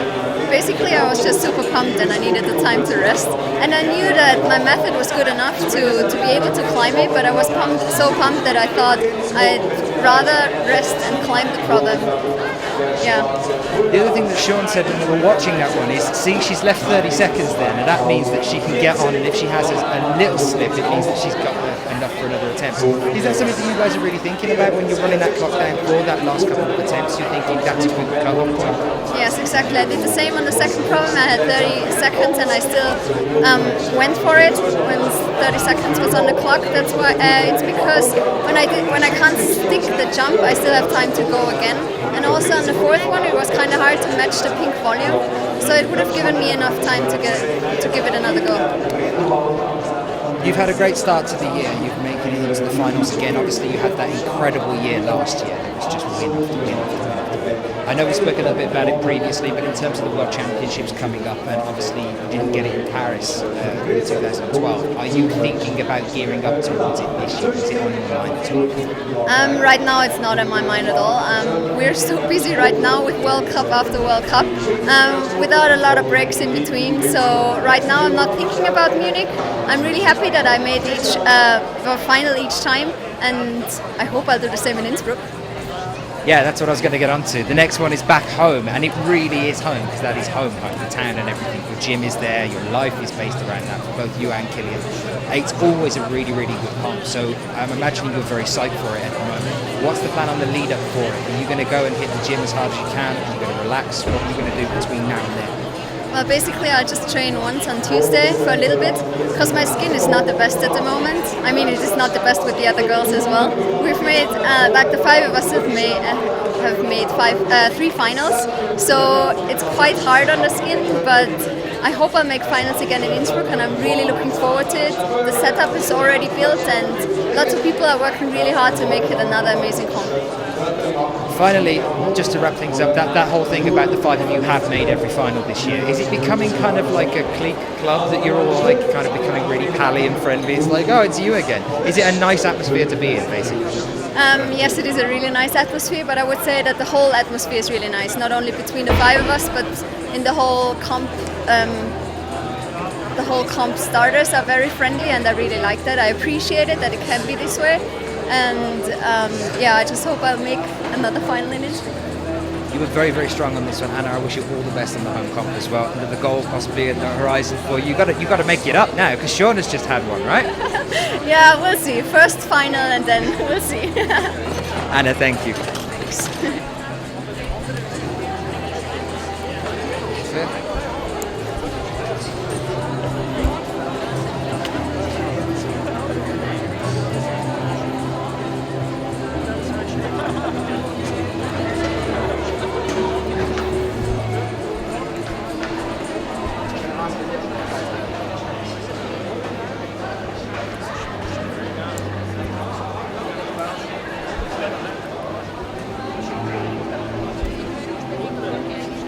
Okay, well, Killian joining me over here now as well. I've jumped on back onto the men again, trying to get you all rounded up. It's crazy. The comp itself here, you've just took the bronze medal. Great to see you back with us, because I thought that you were going to be taking some time out to start this one. But have you enjoyed the start of the 2014 season so far? How's it been? Yeah, I was really happy with the event in China. I mean, it was really well organized, and that's why I went there, because everybody said it's a nice competition. Baku, we had some struggles, I think it could be a lot better. And here we had again a really nice World Cup. In terms of the blocks that you had to face throughout the finals, the setting here from your core and the team, have you enjoyed it as a final? Was it exciting for you to climb? It was really cool. It was tough, challenging and diverse. and totally different to the style from Chucky Kruder. That was definitely something I thought all the way through this comp. It's been a very bizarre final. Particularly, let's talk about M1 for a moment and coming out that one. You know, time and time again tries, and to see different people trying different beta on what is essentially one wall with just one holder or a volume on it. How was it with you? And now looking back on M1, do you think that you would have read beta differently, or how was it for you? Yeah, you have to consider that we don't know the right beta, and we don't know how the other people do it or solve it. So we just try what we think is best, and sometimes you're on the right and sometimes you're on the wrong track. I was on the wrong maybe. But I'm sure that everybody of us could climb it, maybe even in sneakers. But after the comp, you know, you can't. But a lot of people did that whole turning out to face the crowd. You know, some people were trying it facing forward. But for the whole set as well, out of all of the four that were there, if you were to have another go, is there any one that it just clicked when you got to the top and thought, I could have done that on the previous attempt? Maybe I could have done the third boulder quicker with the jumps, but I was so happy that I did it. I was really having a good time, and just happy with that. You're always strong. You're always a fantastic competitor. We're used to seeing you in the finals. No, it's true. When I spoke to you at the end of last year, you were talking about gearing up for the World Championships this year, and I was thinking we weren't going to see you at the start of this. What's the decision been? Is it because there's a gap between the end of this season and the World Champs?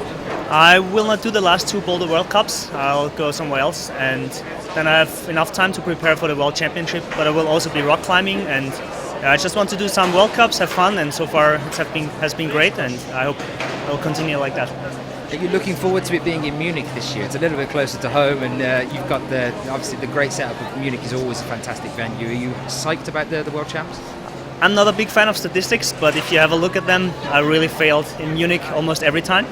I haven't been to the finals once, not to the semi-finals. I lost the World Cup there, like the overall. So I hope I can make some ground and have a better event this year. Killian, thank you very much for talking to us. I wish you all the best. Thank you.